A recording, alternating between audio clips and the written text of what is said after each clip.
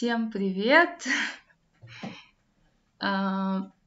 Мы потихоньку начинаем наш фестиваль. Надеюсь, меня хорошо слышно. Подайте знак кто-нибудь, хорошо ли слышно.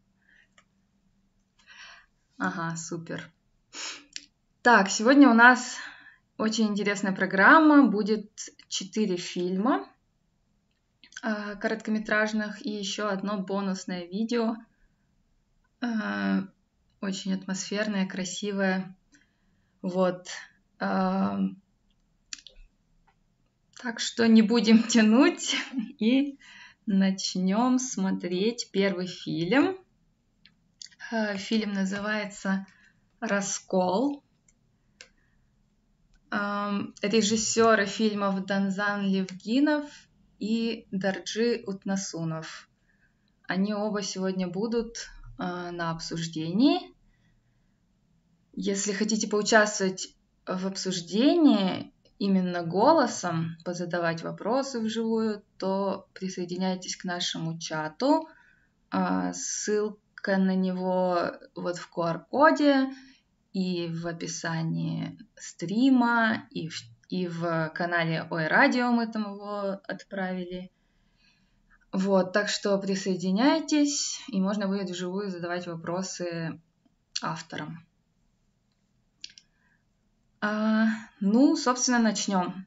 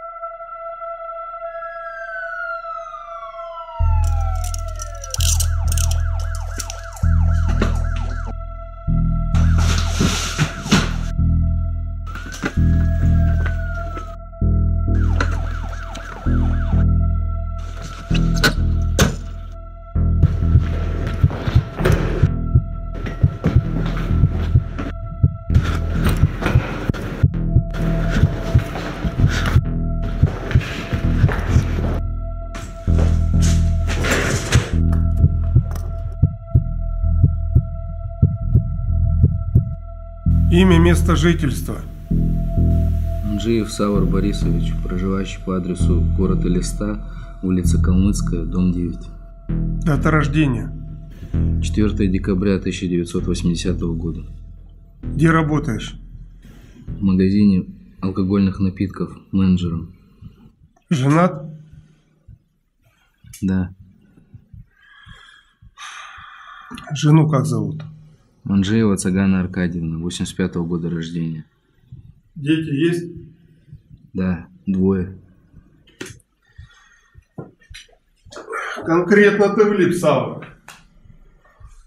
Убитый тобой человек был кумиром республики. Я никого не убивал. Да хорош тебе! Ты все на людях сделал. Они свои показания дали, и все против тебя. Нож с твоими пальцами тоже у нас. Деваться тебе теперь некуда. Вся республика сейчас стоит на ушах из-за тебя. И пойми, сухим из воды тебе выйти не получится. Напиши чистосердечное, а мы тебе скостим срок. Я имею право на адвоката. Имеешь ты право? Имеешь ли ты право, скотина? А какое право ты имел убивать человека? Будешь говорить? Буду. Давай. Рассказываю. Мы сидели в клубе, выпили немного, и разговор пошел не туда. Он сказал, что вы...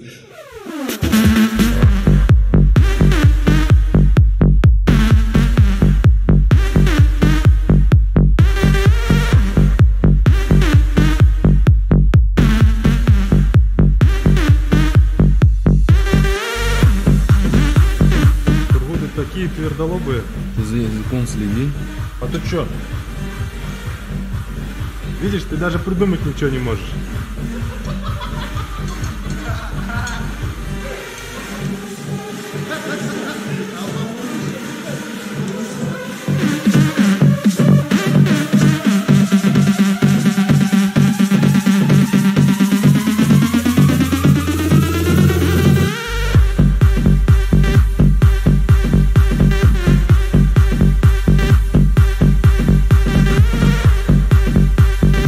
Че ты там на Тургуда угнал?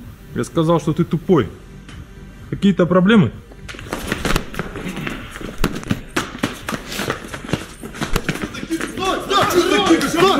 Нормально все? Все, нормально. Нормально.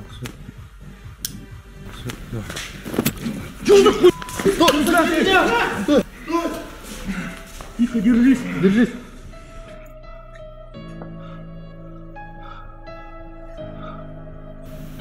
Я не хотел его убивать.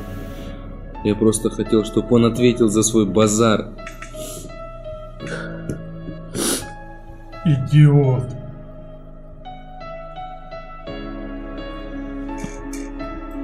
Мой сын умер из-за такого же дебила, как и ты.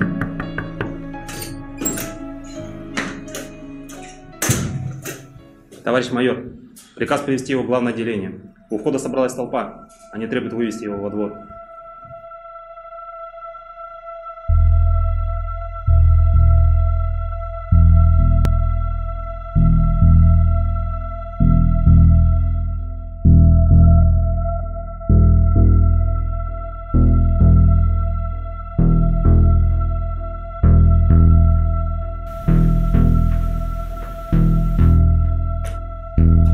Выводи его через черный ход. Так точно.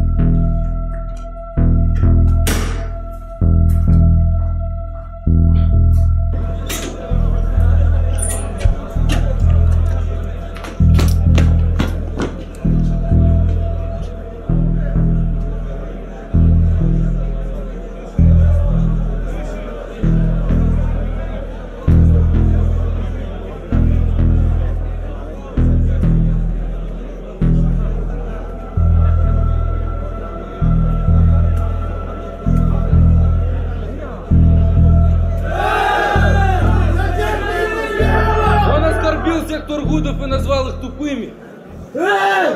Правильно сказал! Слышь, за базаром следи. Сам следи за базаром, тупоголовый. Сюда иди. Слышь, чё? Тишина! Подозреваемый дал показания. Конфликт состоялся на национальной почве. Обвиняемый признался в совершении преступления. А ну заткнулись все! Тургуды, дервюды, бузавы, хошуды, какая к черту разница? Ну помните вы свои корни, молодцы, нахрена чужие оскорблять? Не имется вам! Делать нехер! Из-за вашей тупой гордыни умирают люди! Умирает народ! Да не умирает, вы сами друг друга убиваете, бараны! Деретесь до полусмерти! Убивайте своих братьев! Ради чего? Вдумайтесь! Мы все один народ! Мы должны помогать друг другу! Попробуйте хоть год прожить без Бухары и сами поймете, что ничего против друг друга не имеете. На колени, урода! Слышь, ты что, Тургуда, на колени поставить хочешь? А хоть тебя поставлю! Из-за вас, урода, братишку убили! Ну все!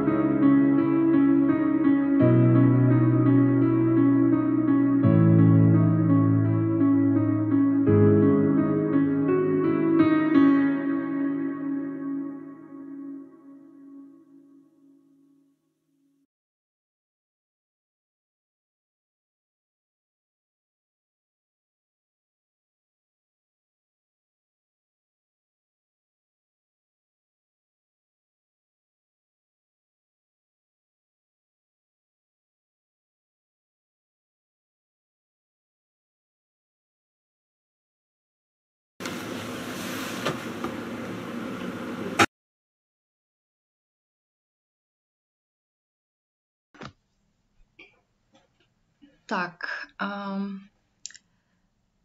посмотрели первый фильм «Раскол», и теперь у нас будет обсуждение с авторами фильма. Для того, чтобы поучаствовать в обсуждении, вам нужно перейти в Telegram-чат по QR-коду вот на экране или по ссылке в описании. Все подключайтесь, там мы запустим аудиочат и будем разговаривать. Сейчас дайте немножечко времени, мы там настроим немножечко технически и начнем обсуждение. Окей, давайте тогда я задам вопрос. Как вам пришла идея? Как вы объединились? Как решили снять этот фильм? Ну, вообще идея пришла нам совместно. Мы с Дорджи были в проекте Министерства культуры и РИА Калмыкия совместно. И по нему мы должны были сделать короткометражный фильм на свободную произвольную тему, которую нам самим покажется достойной того, чтобы ее осветить. И, в принципе, так родился «Раскол». Мы просто были у Дорджи дома, советовались, какая тема больше всего сейчас, самая актуальная. Мы несколько тем проработали, даже несколько сценариев остались до сих пор нереализованными, то есть они есть, нужно их просто снять. И вот как раз в тот момент продуктивный у нас «Раскол» больше всего зародился как самый такой яркий, мощный образ, который есть сейчас актуальный. Сколько мы потратили несколько бессонных, просто несколько суток для того, чтобы разработать сценарий бессонных. И это было, на самом деле, несмотря на то, что он короткометражный, такой, не очень долгий, не очень такой продолжительный, все равно для того, чтобы каждая деталь работала, чтобы нигде ничего не провисало, нужно было потратить много времени, чтобы его отполировать, и, недостаточно просто каркаса.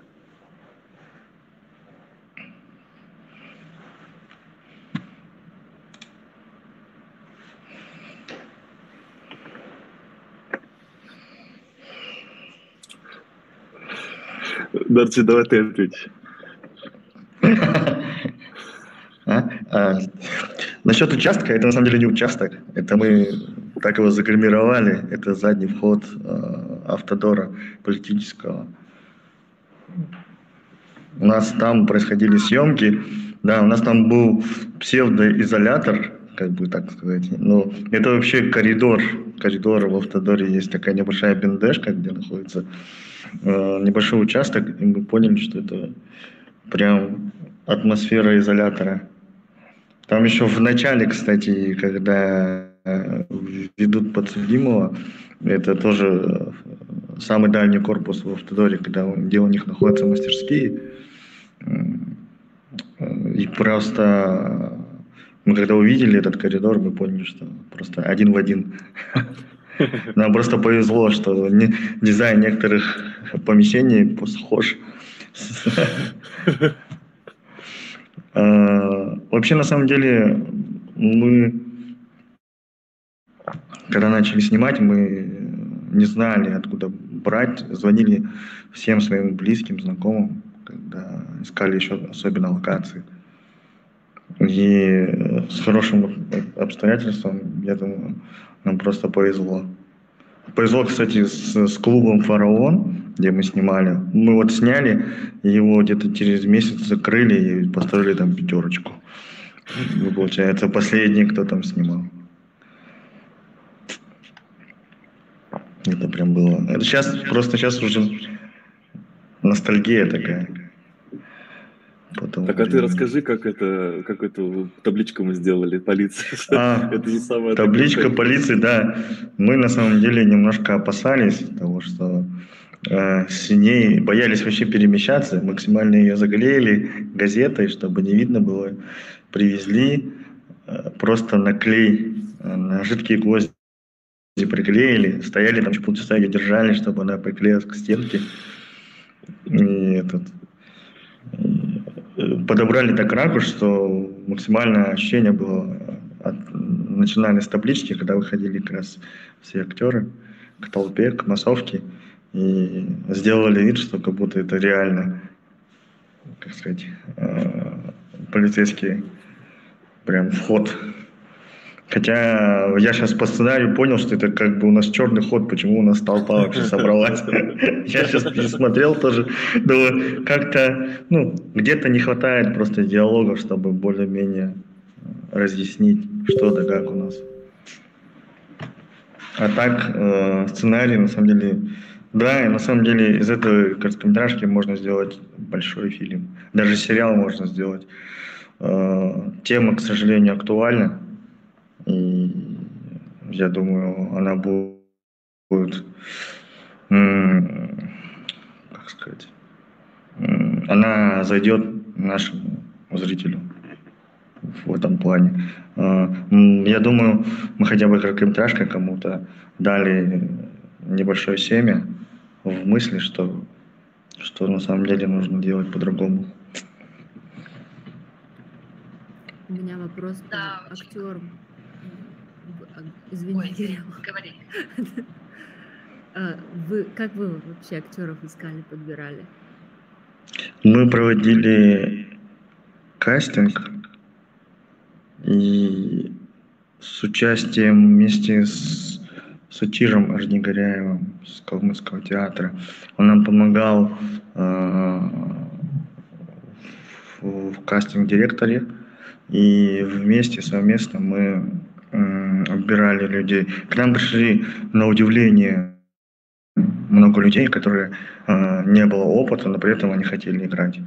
Мы, получается, весь день провели на кастинге и нашли таких, как сказать, прикольных людей и поняли, что нужно создавать свою базу для того, чтобы в случае чего, если вдруг будем опять снимать фильмы, чтобы они участвовали. Потому что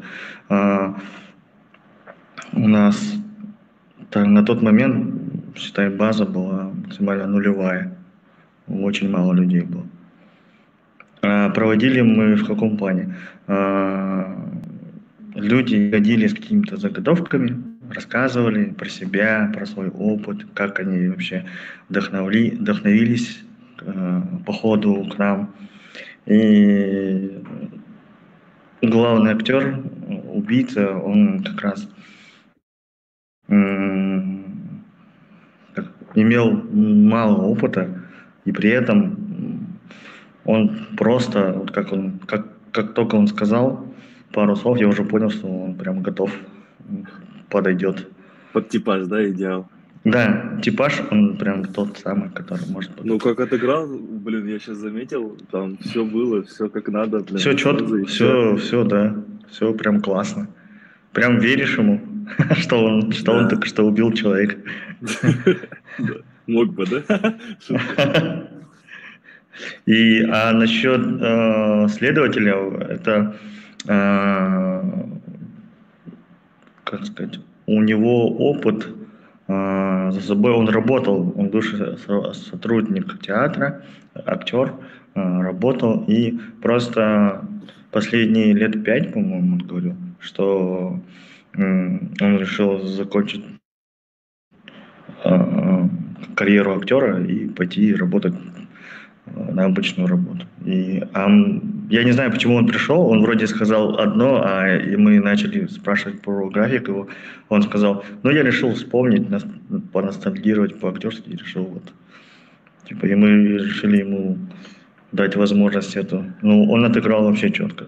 Диалог, который мы записывали в конце, мы его, кстати, записали очень быстро по сравнению с другими локациями, которые мы записывали, он очень хорошо отыграл. Угу. У него по одному дублю и все более чем достаточно было. Да. Профессиональный артист сразу чувствуется. С такими легче намного.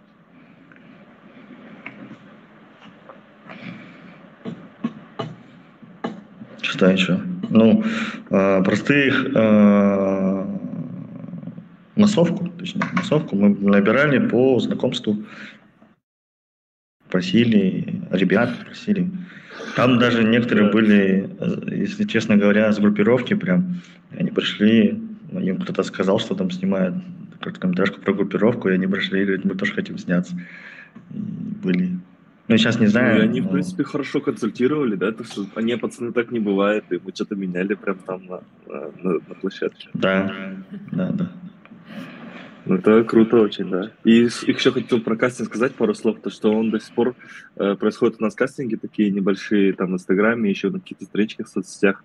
И сейчас у нас база актерская уже достаточно большая, и люди, которые приходили там 2-3 года назад, 4 года назад, им до сих пор может прийти сообщение, то, что «Здравствуйте, не хотите ли вы поучаствовать в наших будущих съемках?»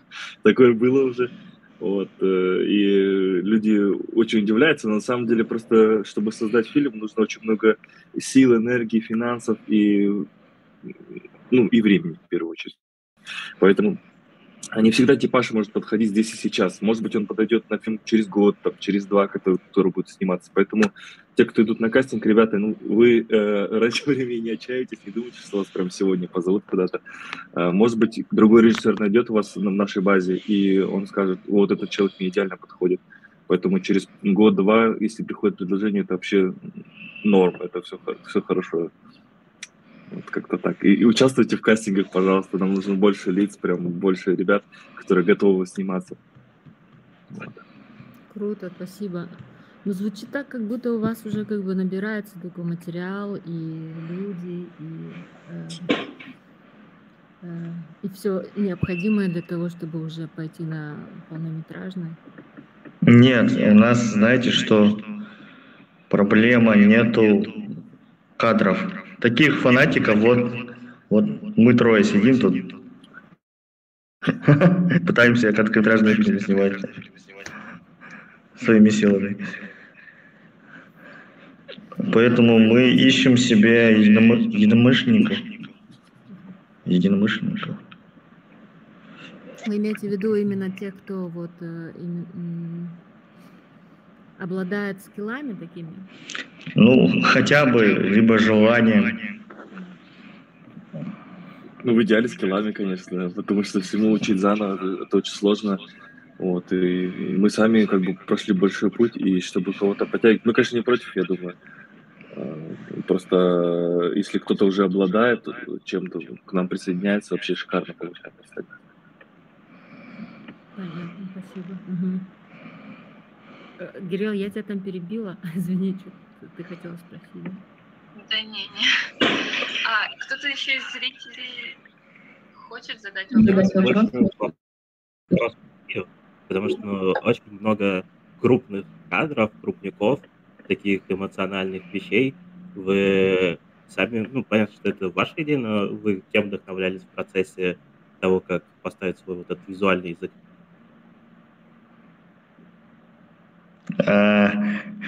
На самом деле мы почему делали крупники? Наверное, потому что крупники, они больше дают акцент на определенную вещь. И второе, иногда помещение такое маленькое, что шириком оно все испортит просто.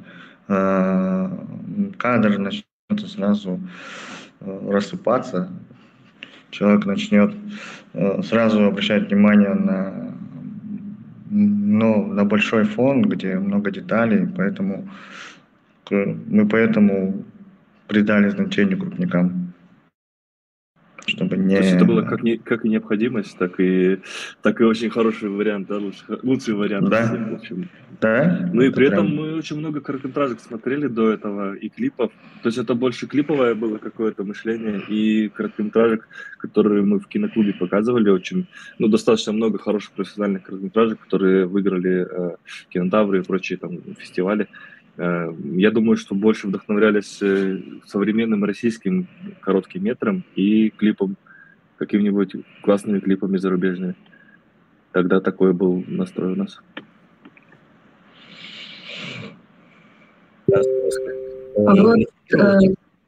Визуальный язык, не крупных кадров или уже куда-то в другую сторону двигаетесь? Еще раз? У вас 19 год, сейчас уже 23-й. Как вы двигаетесь сейчас в плане того, как снимаете, насколько много у вас крупников сейчас, какие еще приемы используете? Вот не мешает, извините, говорить. Давай, Дарджи, с себя начни. Какой сейчас визуальный идет у меня стиль в этом плане? Да, и куда двигаешься?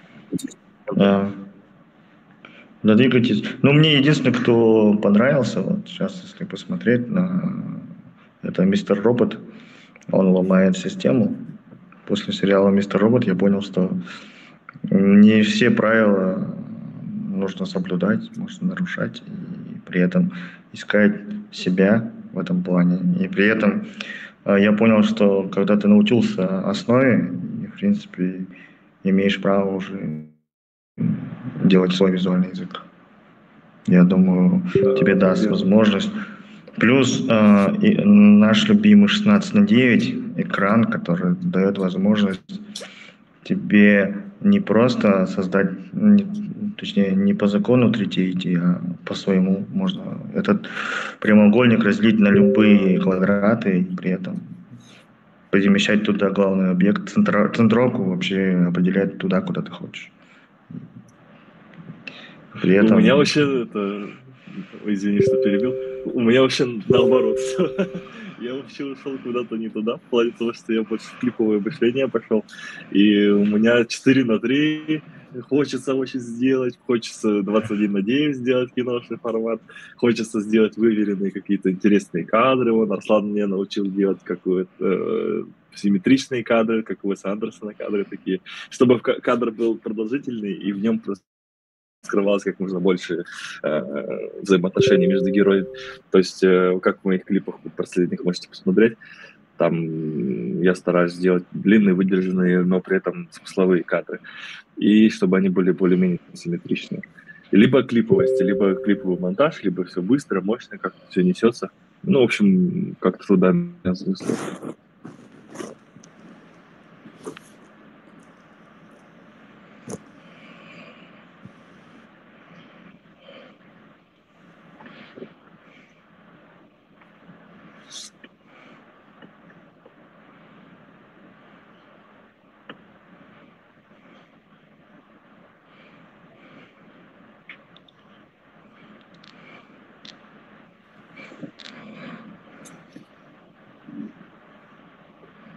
Время и деньги.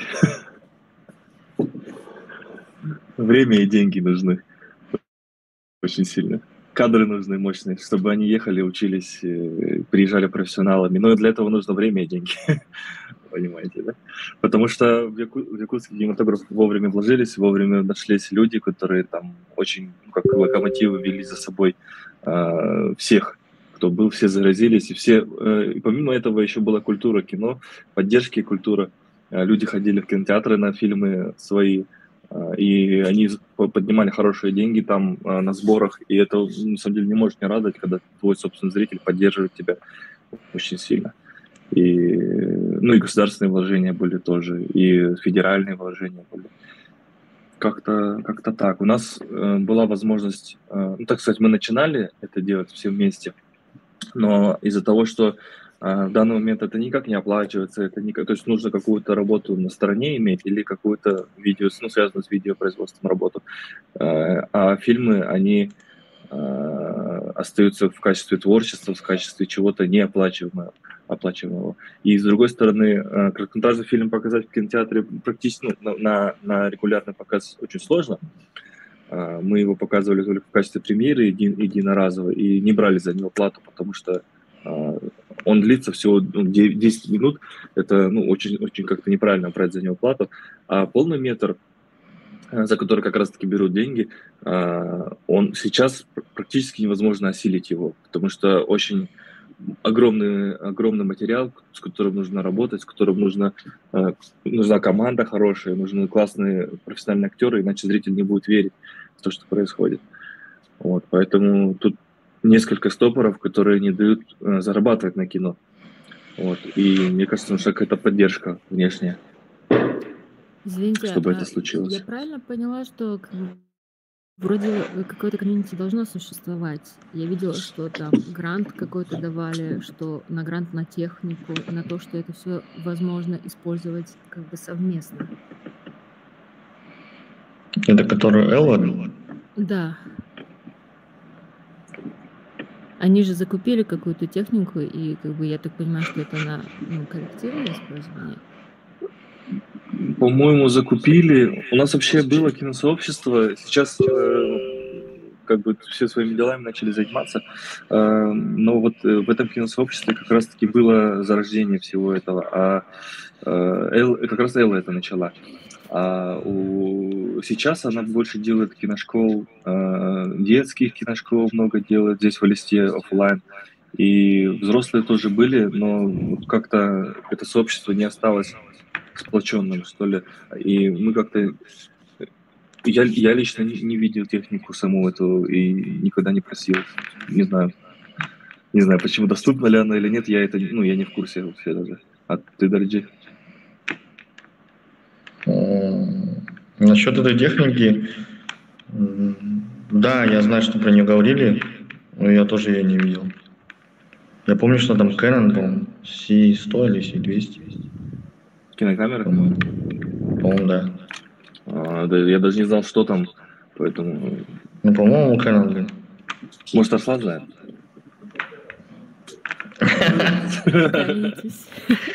Просто мы когда собирались, Элла приезжала с продюсером, вот как раз обсуждали эту тему, что там по технике. Я к тому, что главное это же инструменты как бы производства. Да? Нет, самое главное это сценарий. Да, а потом люди. Сценарий, да, это надо типа знать. А потом люди. Люди, да, все это. Всем привет. Привет. Смотрите, технику на самом деле подарили. Вот, и она лежит где-то там, короче, на счету министерства, по-моему, либо же на телевидении. И ее тупо боятся трогать, вот, потому что никто не хочет брать ответственность за эту технику, и, соответственно, ее передавать уже людям, которые креаторы, кто занимается непосредственно съемками. Кстати, можно обратиться, не знаю, можно все-таки через Минкульт попробовать, потому что она точно знает про эту технику, она знает то, что она лежит, но вот она лежит, пылится. До этого наши обращения в Минкульт не заканчивались чем-то суперпродуктивным, потому что все упирается в такую бюрократию, упирается в то, что нет финансов, нет бюджета, приходите на следующий год, и такое бесконечно тянется, как бы. Но с другой стороны, я не знаю, что сказать на этот счет. Технику... У нас, кстати, с Дарджи, собственно, как бы от того, что необходимость была в технике, мы сами двигались как-то, сами пробовали, сами себе создавали какие-то условия, какие-то сетапы. Поэтому в данный момент, мне кажется, картинка, техническое оснащение, в принципе, неплохое. У нас свои собственные парки техники есть, небольшие, но тем не менее, что-то годное можно выдавать, да, и как бы... И чтобы идти, бежать в Минкультуру и просить через эти большие тягомотные бумажки технику получше, не уверен, что это то, чем стоит, на что стоит тратить время. Лучше потратить время на то, чтобы научиться чему-то сделать, что-то мощное там, и более run and gun сетап сделать. Такой взял и пошел и снял. Как-то так. Я такой себе приоритет выставляю. А пока начнем смотреть следующий фильм. Следующий фильм у нас от режиссерки Валерии Нахаевой. Она также художница. Вот. И она сняла очень крутой фильм про свою Эйджу. Так что давайте начнем.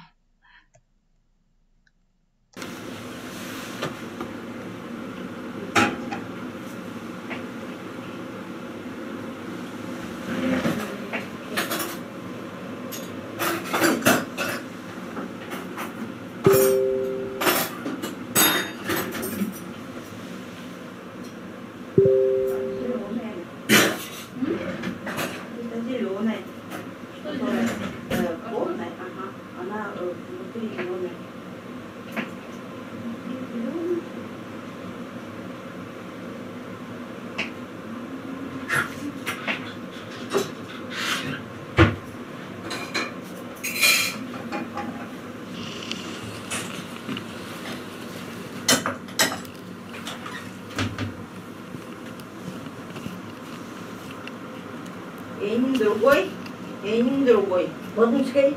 Два разных. Ну, неге красный, неге розовый. Да.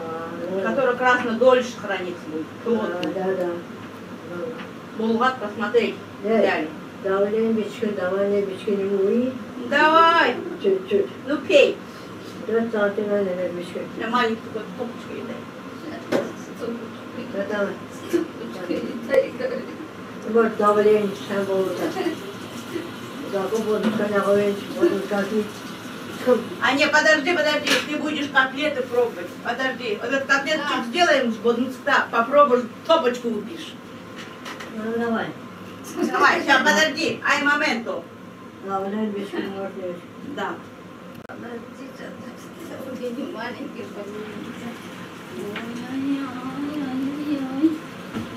Халатанымсят хойыр үгі келе ирсын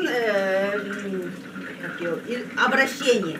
Ирсын дала күн болат, қанжана мені гарсын өдірля ерят. Давай.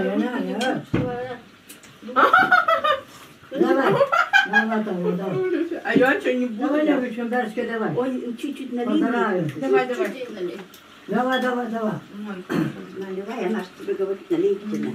Много не надо, 2 Хорош. Мне чуть-чуть. Да. Давай, поздравим. Поздравляй.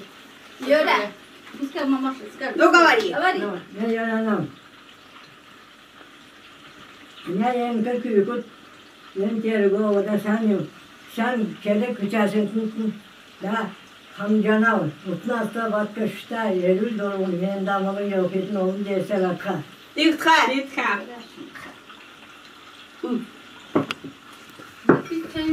Этот стенд сделайте, ватман, расстелите, заклейте и начинайте на нем. Сзади. А потом, когда... У нас просто, Лера, там проблема, надо его меньше делать.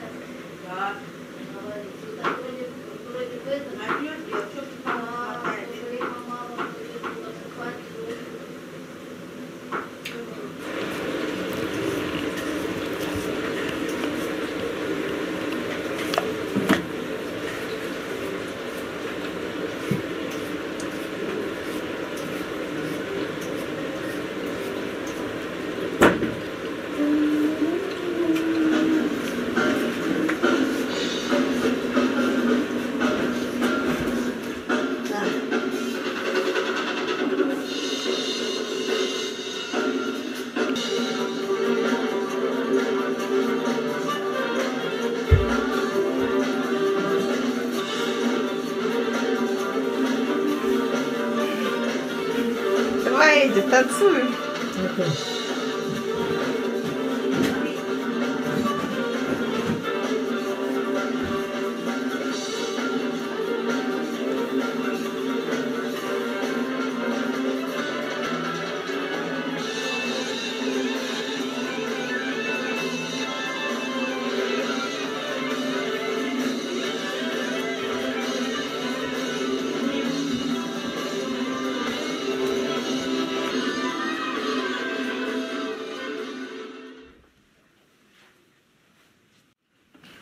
Ha.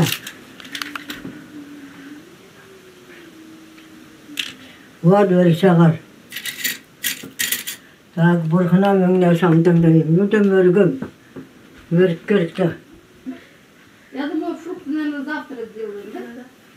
Как ты думаешь? Потому что это... Перед тем, как это... фрукты, кстати, твои домой. Савр может и не приехать. Это рабочий же день. И еще этот, он скотину свою, он, скорее всего, и не приедет. Он в прошлый раз из-за вот это, я же ему сказал, он же привез, он же был еще 9-го приедет, а еще не 9-го не приехал. А приедет, значит не будет. Ну ладно. Так, Гелянкина мама одна.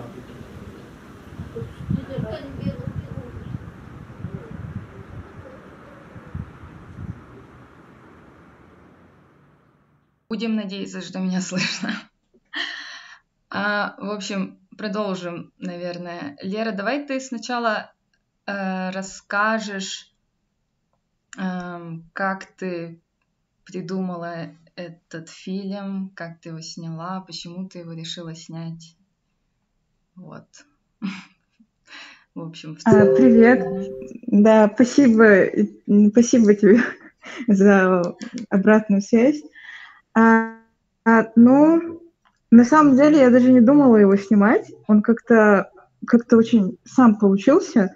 То есть я просто в один день, это вот был день рождения Эджи, ей исполнялось 80 лет, я просто решила за ней походить, поснимать, потому что, ну, я так подумала, а что делает моя Эджи? И, по сути, она как бы ничего не делает, но все равно ее какие-то мелкие привычки не очень интересные. Ну, я просто ходила с камерой за ней, что-то снимала, как она говорит. И вообще я думала сделать какое-то, ну, семейное видео, просто какая-то память, чтобы была. И, ну, в одну ночь, когда я села это все монтировать, я посмотрела кадры, и я поняла, что это очень сильно отражает, ну, вообще жизнь калмыков в современном мире, потому что там очень часто... То есть очень интересно, что она говорит на калмыцком, но ей отвечает на русском, и она переключается всегда, ну, на эти языки. И я не понимаю, мне было интересно, как она понимает, как она переключается. И еще я интересовалась темой депортации. Я, ну вот, в эти дни брала у нее какое-то мини-интервью, то есть она мне рассказывала, но она очень не любит рассказывать это.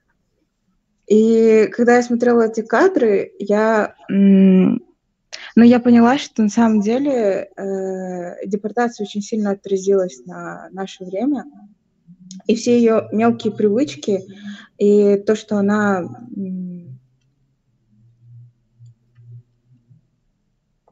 Ну, то есть это такое ощущение просто существования. Но когда я смотрела на эти кадры, я понимала, что то есть, ну, за этой женщиной очень большая история. Ну, у нее 6 детей, 11 внуков. Она прошла депортацию, вернулась. И когда я спрашиваю, ну, о истории ее жизни, она, ну, неохотно отвечает. И я решила сделать какой-то видеоряд, фильм, просто о настоящем и просто чем она занимается сейчас. И, как оказалось, в тишине намного больше слов. Ну, мне так показалось. И намного больше каких-то мыслей, размышлений. И, наверное, так получился такой какой-то рефлексивный, медитативный. Но я надеюсь, что он получился. Потому что, ну, некоторые мои знакомые, близкие, мне как-то звонили и говорили, что-то непонятно.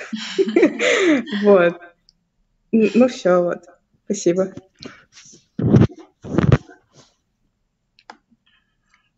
Круто, спасибо. А кто-то хочет задать вопрос из зрителей?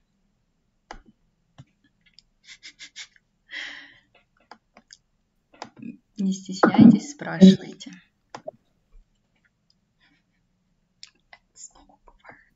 Да, у меня есть ощущение, что это огромное полотно для интерпретаций, но у меня не то, что есть вопросы, кроме как того, что еще надо приварить, то, что я увидел. Ну, прямо было видно, что это вот кино как кино. Спасибо большое. Ну да, согласна, я уже много раз посмотрела, пока готовила этот фестиваль, но мне кажется, очень много смыслов можно находить в каждом взгляде Эйджи, много раз пересматривать.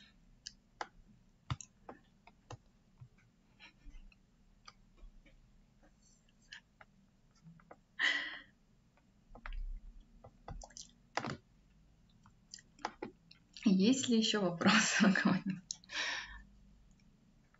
Или комментарии?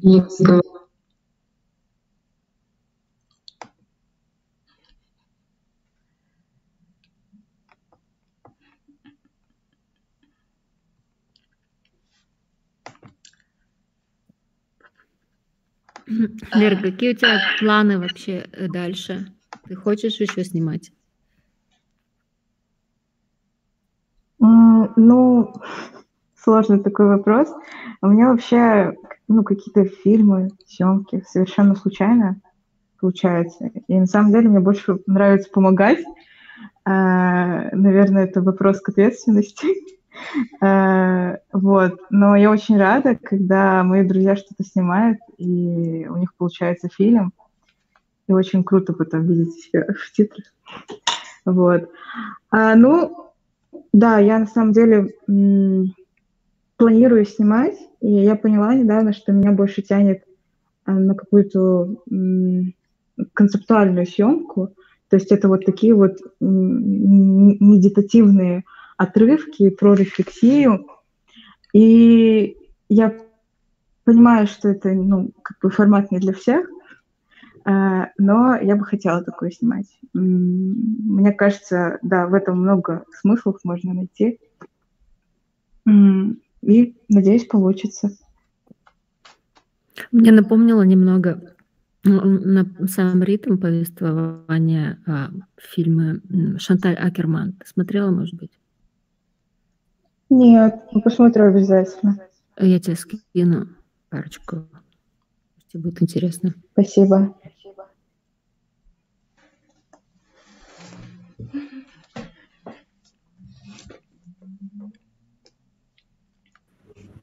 Вообще, как будто бы можно смотреть на вот бабушку, на Эйджи твою, как она просто ходит по дому, то есть там ничего не делает, как-то вот она зависает, там смотрит телек, кушает дольше. То есть как будто бы это такое действие, которое, как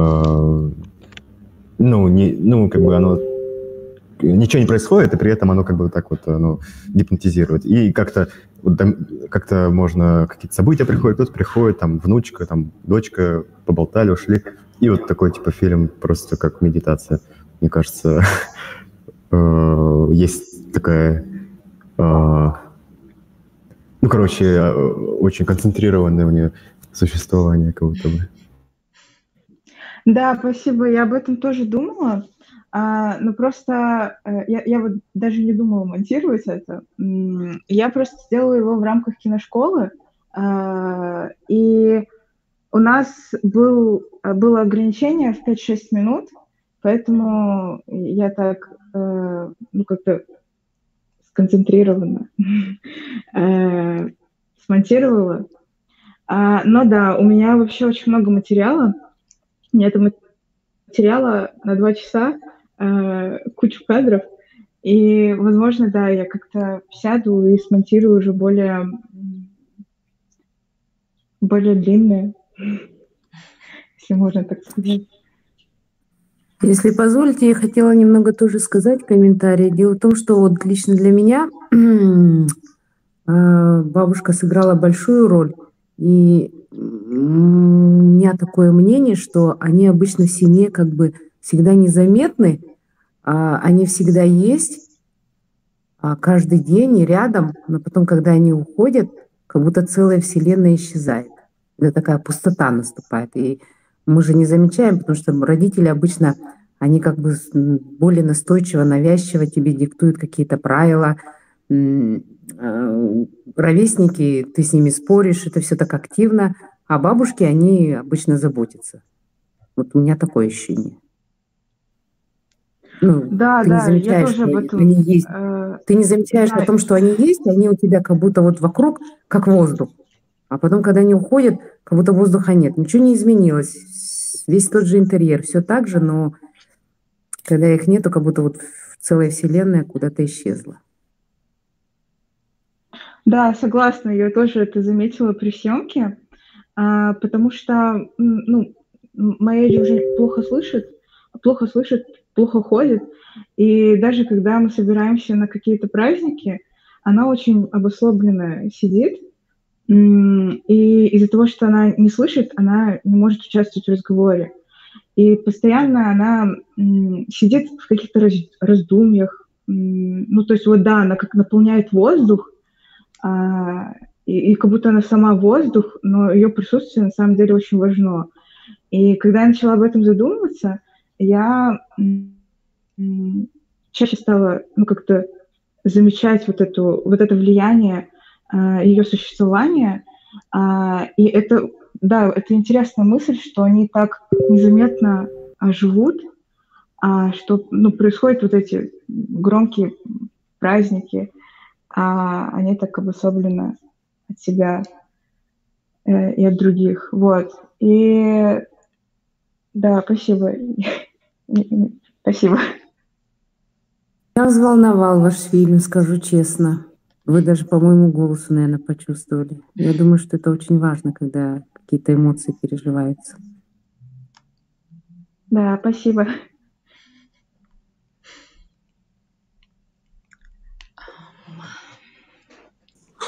А фильм где-то выложен будет? Я, к сожалению, опоздал чуть-чуть, поэтому не видел. Вот только по вашим комментариям тут слушаю. А где-то можно его потом будет посмотреть? Да, я пришлю вам. Могу прислать. Да, обязательно.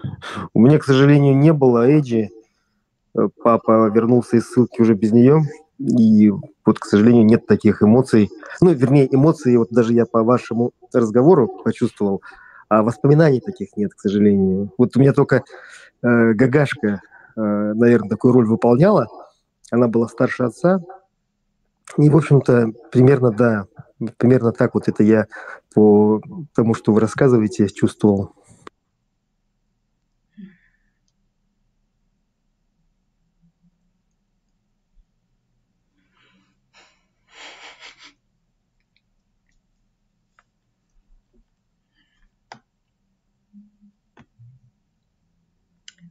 Спасибо. Есть ли еще у кого-то вопросы или комментарии, или мы можем приступить к следующему фильму? Больше, опять же, такой вопрос про, скорее, роль режиссера, ну, точнее, даже не роли режиссера, а позиции режиссера или фильммейкера в Калмыкии. Насколько сейчас, ну, не знаю, видятся какие-то планы по тому, чтобы снимать дальше?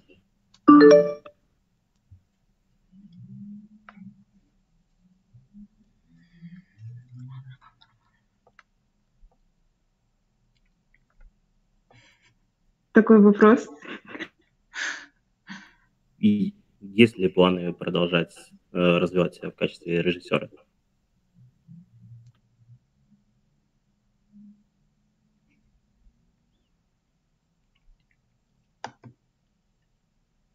Так,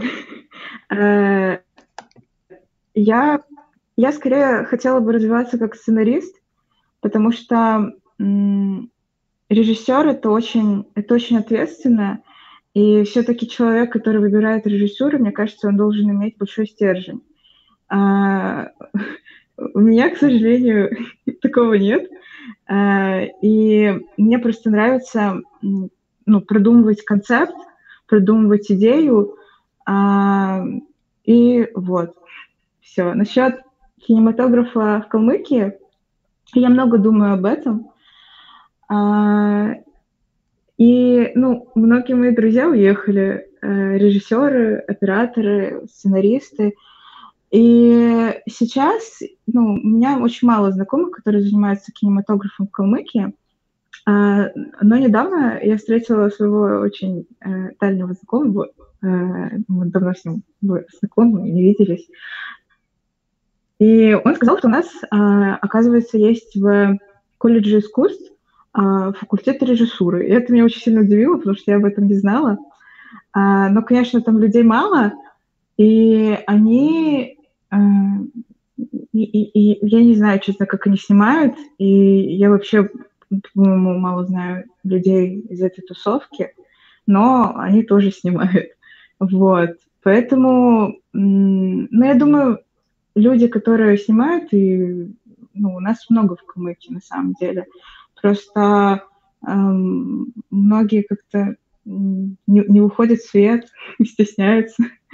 Вот. И как-то мы очень коллективно, то есть очень закрыто, что ли, это все делаем.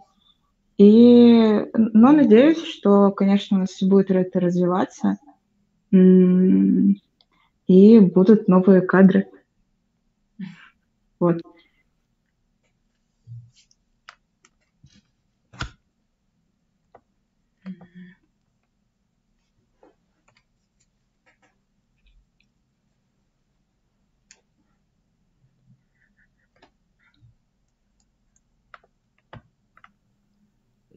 У кого-то еще есть вопросы?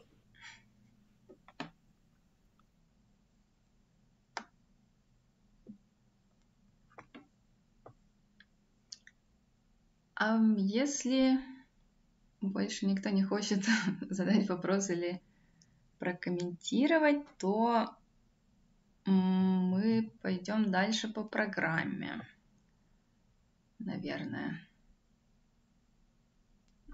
Да, давайте пойдем дальше, раз нет больше комментариев. Спасибо всем большое. Спасибо большое, Лера. Спасибо. Да. Давайте вернемся в стрим.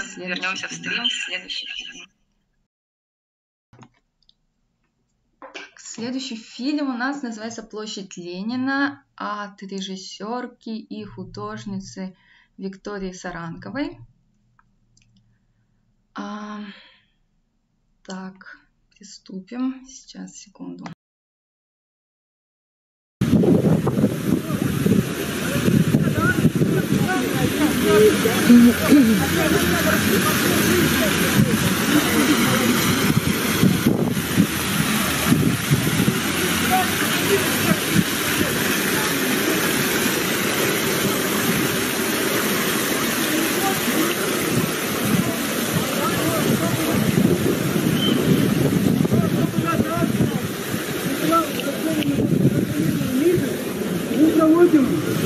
Без всякой аппаратуры. Это будет молебен. Все, что будет говориться, вы будете слушать в прямом эфире, в Инстаграме.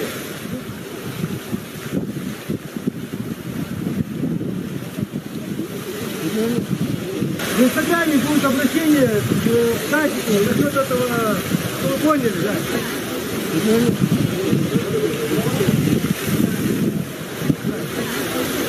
Мы сделаем новое обращение, выдвинем новые требования, объявим, какие будут акции дальше.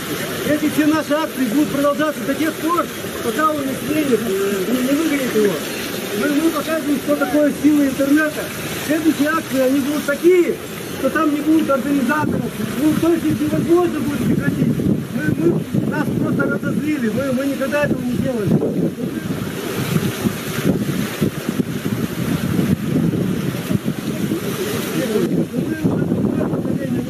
С кем связались. Так это молитва у вас или что? Это наш город! Да, это мой тоже город. Берите, пожалуйста, еще один провокатор. Берите его. По-моему, замыло! Я проголосовал, да. Одна.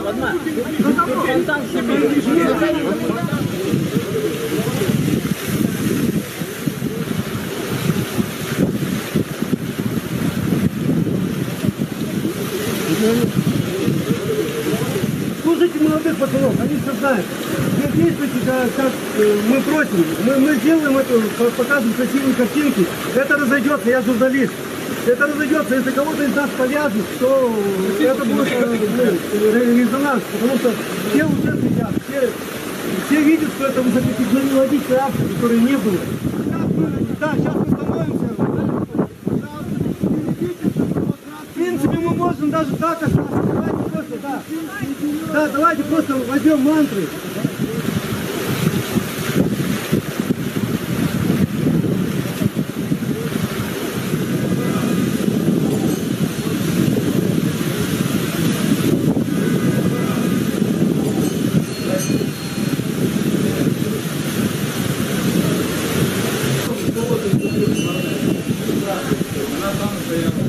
Мне интересно то, что через вот эти три, можно сказать, движения этого памятника можно проследить какую-то историю, то, как это пространство создавалось и менялось.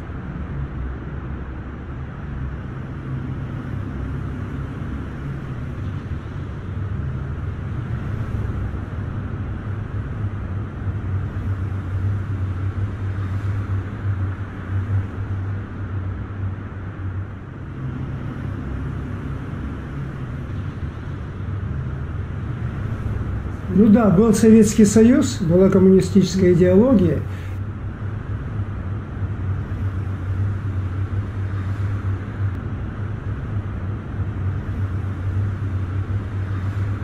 И, естественно, в центре каждого города или практически каждого крупного населенного пункта, даже сельского, всегда должен был стоять памятник Ленина.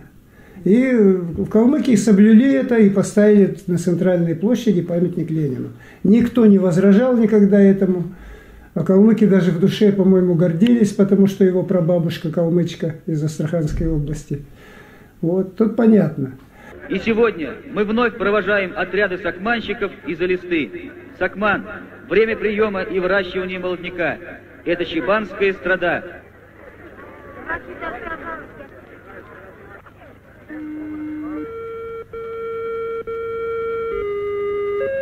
А вот поворот сделал Илюмжинов. Илюмжинов его повернул в сторону Белого дома.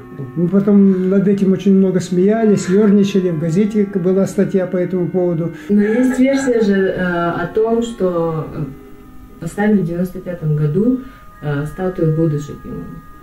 И потом его развернули лицом к статуе.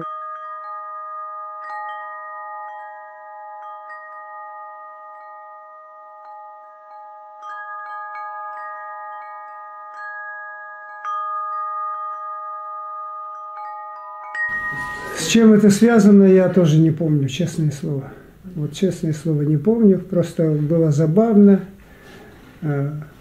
Многие смеялись по этому поводу, а большинство вообще-то было наплевать. Как он стоит, куда смотрит. Стоял и стоял.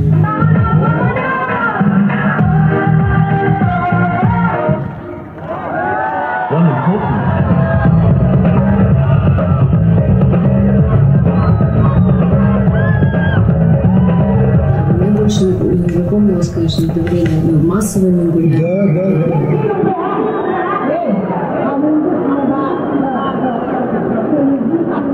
Я, например, выросла в 90-е годы, и я помню, что вот этот памятник Ленину, всегда там собирались, там молодежь собиралась. Да, а видели, какой постамент был большой, а сейчас он такой маленький. Вот другое дело, когда его убрали.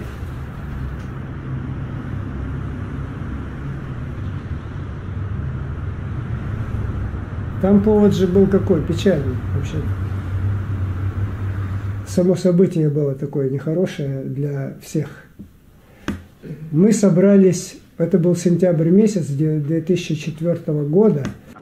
На языке древнейшей игры это был шах. Несколько часов назад оппозиция прорвалась к местному Белому дому. Крики «Долой Кирсана» стали слышны в рабочем кабинете главного гроссмейстера Калмыкии. Ответный ход Илюмжинов продумывал до полуночи. Он выдвинул вперед фигуру прокурора, за ним выставил целый строй пешек. Отставка президента Калмыкии Кирсана Илюмжинова может быть произведена только в установленном законном порядке. Путем митингов и демонстраций вы ничего не добьетесь. Добьемся! Добьемся! Прокурор предложил разойтись по-хорошему и ретировался. Он был последней фигурой, которая разделяла демонстрантов и ОМОН.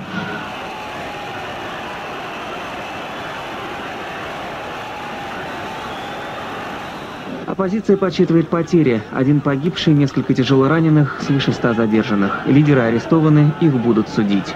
Те, кому удалось скрыться, подались в Москву. Попытаются передать Кремлю свой главный козырь. Около 70 тысяч подписей за отставку Илюмжинова. Прорвались все на площадь, встали и сказали, уходить не будем, пока Кирсан не уйдет в отставку. И ночью нас избили. В избиении нашем принимали участие, ОМОН были вызваны из Волгоградской области, из Ростовской области, из Ставропольского края и даже из Осетии. И вот когда люди, основная масса покинула площадь под натиском этих ОМОНовцев, били жестоко, там были фотографии в сети, все есть. Кто-то оттуда кинул вот эту шумовую пластиковую гранату и кинул ее в Ленина. Оказывается, вот эта граната шумовая, она светошумовая, или как она называлась, я забыл, она пластиковая. И когда она взорвалась, этот пластик впился в этот мрамор. И они приняли решение разобрать Ленина и увезти. А через неделю вообще приняли решение установить там вот эту барабан Кюрде. Ленин вообще на площади не появлялся несколько лет. Потом, видимо, одумались и вернули его в тот закуток.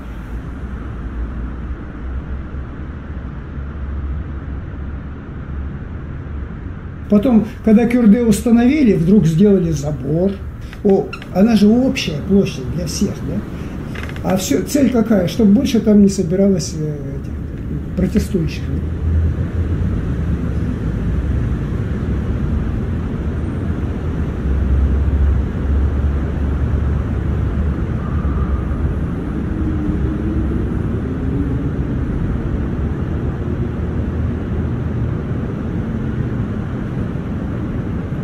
В сети, в разных соцсетях люди находят альтернативную информацию, начинают сравнивать, смотрят на свое житье-бытие, начинают думать. А уже эти самостоятельные люди, мыслящие, не свободу они уже не воспринимают. Навязывание каких-то вот этих вещей они не воспринимают. И они уже иронично на все смотрят, оценивают все, не верят на слово. Мне кажется, вот так вот идет развитие общества, мира. И если наша российская власть пытается это дело закрыть, вот отключить интернет и держать нас якобы в неведении по поводу всего происходящего в мире, то это большая ошибка. Вы можете поднять руку, там есть такая функция. Вот я вижу на Я пока все включаю, потом выключу, чтобы всех услышать. Так, я всех включил, сейчас остальным пока звук выключу. Друзья, приветствую. Я сам с Ингушетии, меня зовут Ахмед. Ахмед, подождите, я сейчас выключу.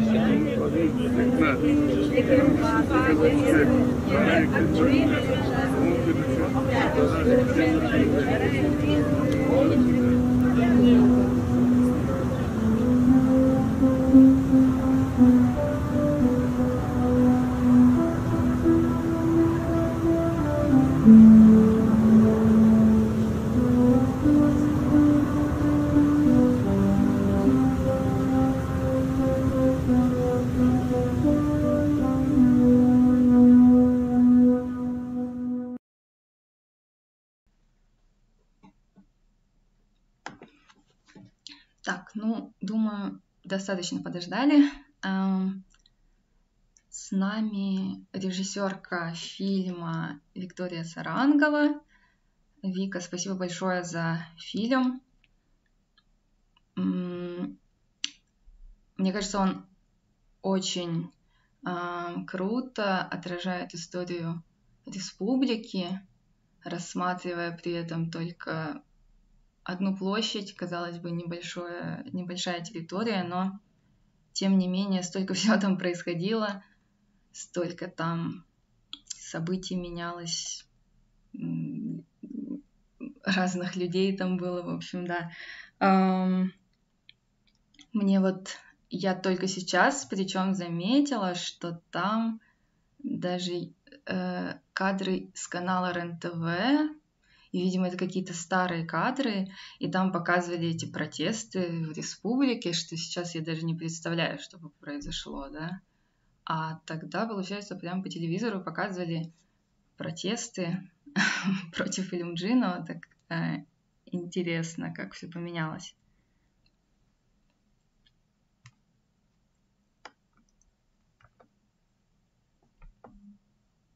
Ой, сейчас, извините. Секунду, Вика, сейчас я звук включу. С телеграмма все, говори. Все слышно, да? Да.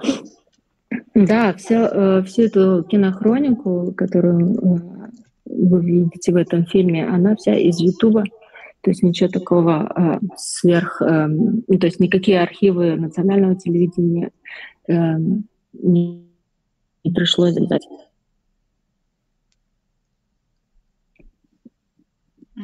Все в открытом доступе, в том числе и записи самого протеста 2019 года и статьи из журналов, из газет. Это все как бы в архиве Амурсанана и в архиве Национального нашего. И причем еще интересно, ну не интересно, а грустно, что Валерий Бадмаев, который там участвует в съемках, сейчас, получается, под заключением находится, да?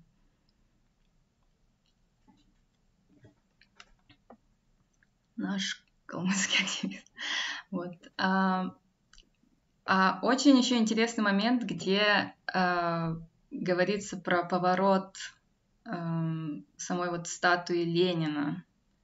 Вот как ты думаешь, я даже не знаю, вот как это можно трактовать, то, что его там поворачивали, что-то двигали, ведь это в каком-то смысле отражает отношение к этой фигуре исторической, или вот как ты это для себя понимаешь? Ну, вообще вот с этого факта, с того, что я вспомнила, в общем, начнем подальше, издалека. У нас был цикл лекций в моем университете искусств про теорию пространства, то, как пространство создается и как оно отображает социально-политические, в общем, события и культурные. И я начала, естественно, все это перекладывать на свой родной город, на Элисту, и вспомнила, что вот площадь Ленина, насколько она поменялась. И вспомнила вот этот момент, что Ленин же смотрел в другую сторону, что произошло. И, в общем, оттуда и пошло. Потом я нашла статью Бадмы Берчиева про вот это пространство, про протесты. И, в общем, начала копать дальше вот именно в этом направлении. Как это вообще связано было с различными изменениями вот в истории Калмыкии. И вот так и появился фильм. Да, а у меня вопрос вообще к людям, как они помнят вообще, что Ленин смотрел в другую сторону? Ну, это мягко сказано. Вы что, Ленин, этот памятник, имел сакральный смысл в СССР. Я там вырос, и даже в пионеры там принимали, я это помню хорошо. Меня, правда, не принимали, я там был хулиганом тогда. Вот, но лучших людей из моей школы принимали там, мы там стояли в различных караулах и тому подобное. И, ну, реально Ленин имел, сама фигура Ленина, ну и, соответственно, памятники все с ним, как правильно там Валерий Бадмаев говорит, они все имели сакральный смысл. Я думаю, что советские люди относились к Ленину примерно как к Иисусу Христу. Ну, вернее, точно так же, потому что коммунистическая идеология в какой-то степени это была религия, веры в коммунизм и так далее. Эдуард, вы помните вот этот момент поворота на 180 градусов? Ну, прям именно в момент поворота я не помню, потому что я из Элисты уехал в 1984 году, и я там не был постоянно. Но, безусловно, я отслеживал, и вот этот момент вообще переноса, поворота и так далее, это, да, мне было известно, и там и родители присылали какие-то там, ну, не то, что присылали, а я звонил, тогда еще никто не присылал. Но вот именно прям конкретный момент поворота, вот дату я не помню. Хотела бы прокомментировать немножко с иного взгляда. Дело в том, что мы последние пионеры 80-й год, и Ленин нам немножко не был как бог, но вот этот памятник у меня ассоциируется с массовыми гуляниями. Все встречи назначали именно на памятники, и если ты пришел один, ты взбираешься, стоишь и озираешься вокруг, ищешь своих знакомых. У меня только такие воспоминания. Простите, конечно. Ну, у меня тоже самое. Период, когда перенесли это студенчество, вот сейчас в деталях не помню, в какой день это произошло, но это было, да. Удивительно, сначала он исчез, а потом появился в другом месте. Ну, какой-то такой особой реакции не вызывало. Мы тогда совсем были заняты иными вещами, и в силу молодости, наверное, даже не поняли значение тех событий, которые там происходили. Ну, в наше время площадь Ленина тоже была таким местом, где после выпускного мы также шли из школы. Я учился там в 1-й, потом в 12-й. Мы шли туда встречать рассвет. И все то же самое, что потом я со своим старшим сыном проходил, который учился там же в Элисте. Все это было одинаково в этом смысле.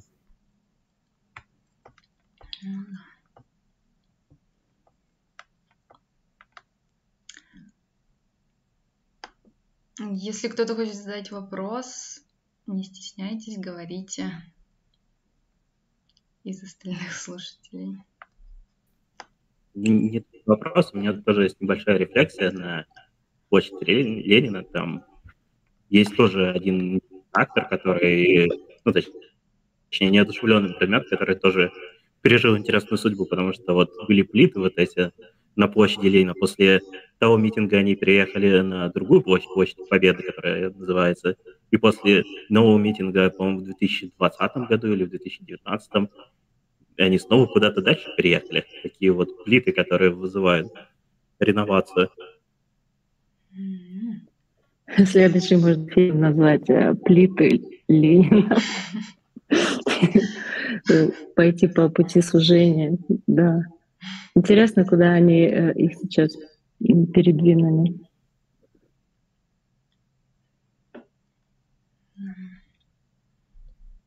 Вообще, наверное, очень важно делать такие акценты, потому что до сих пор я работаю, кстати, рядом с этим памятником, каждый день прохожу и как-то никогда не задумывалась. И классно, что вы сделали такой акцент. Спасибо, Виктория. На определенные мысли, и даже те события, я сейчас поймала себя на мысли, что я в то время была в Элисте, но из-за того, что я не, как сказать, силы молодости вообще не понимала, что происходит. И когда вы вот выдернули и показали сейчас, конечно, это были такие знаковые события.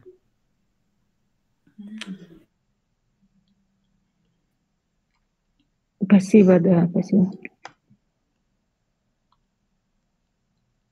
Еще интересный момент.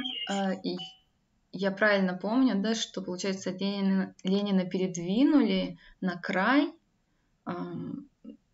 площади, а там построили вот эту вот нашу как барабаны, да, молебельные. То есть до этого там была более свободная площадь, я так понимаю, и там все гуляли и иногда собирались протестовать, а потом там построили молебенное как бы место, молебенные барабаны. Как ты вот, Вика, это, как бы, что для тебя это значит, этот шаг со стороны администрации города или кого, вот, не знаю, республики? Тут Эдуард вначале говорил про сакральное пространство, которое Ленин там собой представлял, да. Ну, оно и остается сакральным, да, но изначально как бы функция площади — это гражданское собрание, да. Я считаю, что как бы функция площади, она утеряна. Не знаю, насколько ясно сейчас выражаюсь, потому что очень много об этом думала.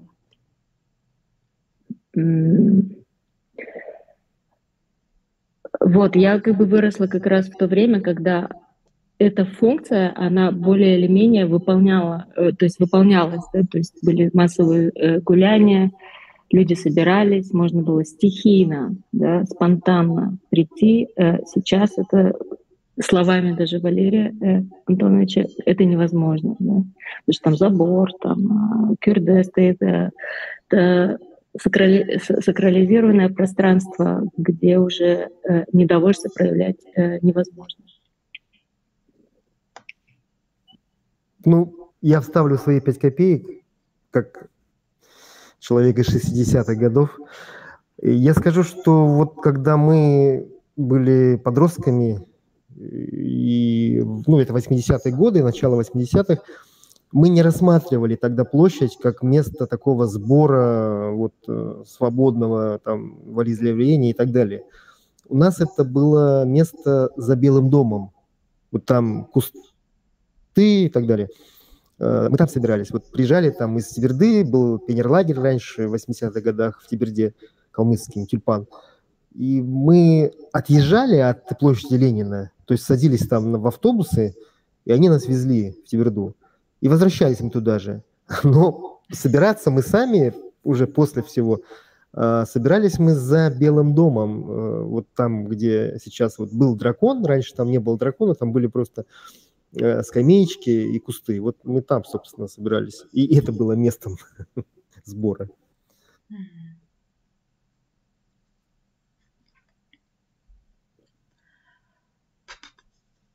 Поняла, да, спасибо, Эдуард. Ну, у меня просто тут как бы открытый вопрос, какое же пространство тогда принадлежит людям? И этот вопрос я как бы очень долго пыталась осмыслить, да?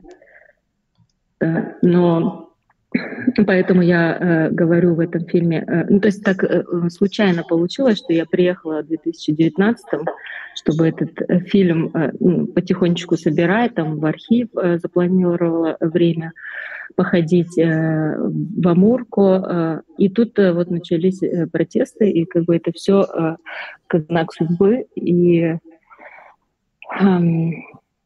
ну, вот и поэтому фильм получился таким, какой он сейчас есть. Кстати, он не законченный, на мой взгляд. Я его просто уже выложила так, как есть, потому что я не знаю, когда уже вернусь в Элисту. И ну, как его вообще закончить, не могу понять, поэтому решила, что пусть уже живет своей жизнью. Ну, абсолютно правильно сделала Вика. Фильм закончится, наверное, тогда, когда Калмыкия станет свободной, в прямом смысле этого слова, и независимой, ну, то есть после распада Российской Федерации, чего все ждут. А пока он пускай живет так, как есть.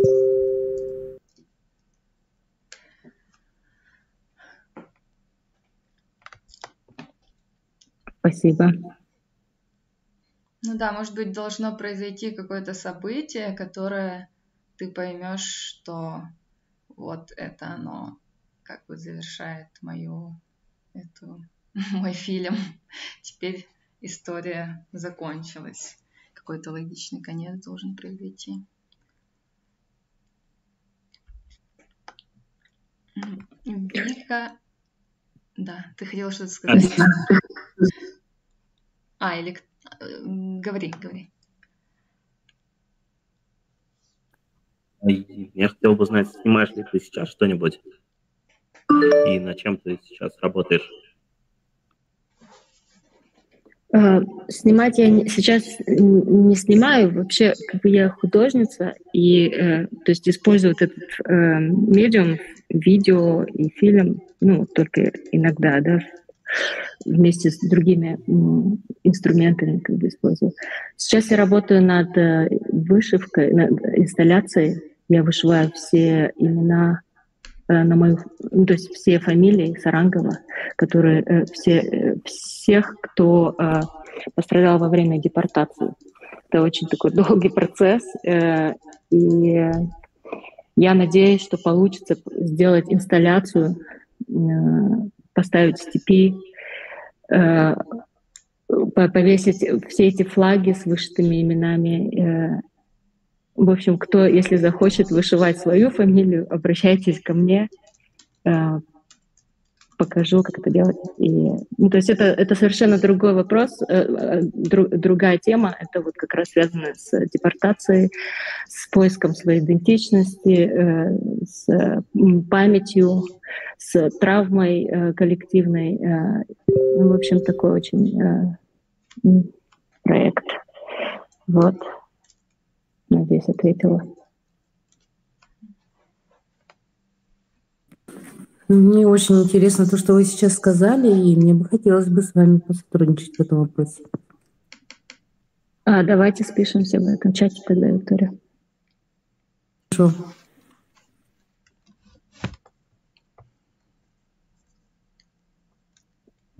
Может, у кого еще есть вопросы там по поводу разных каких-то там именно самого фильма, не тема, а исполнение там, ну, в общем, любой вопрос.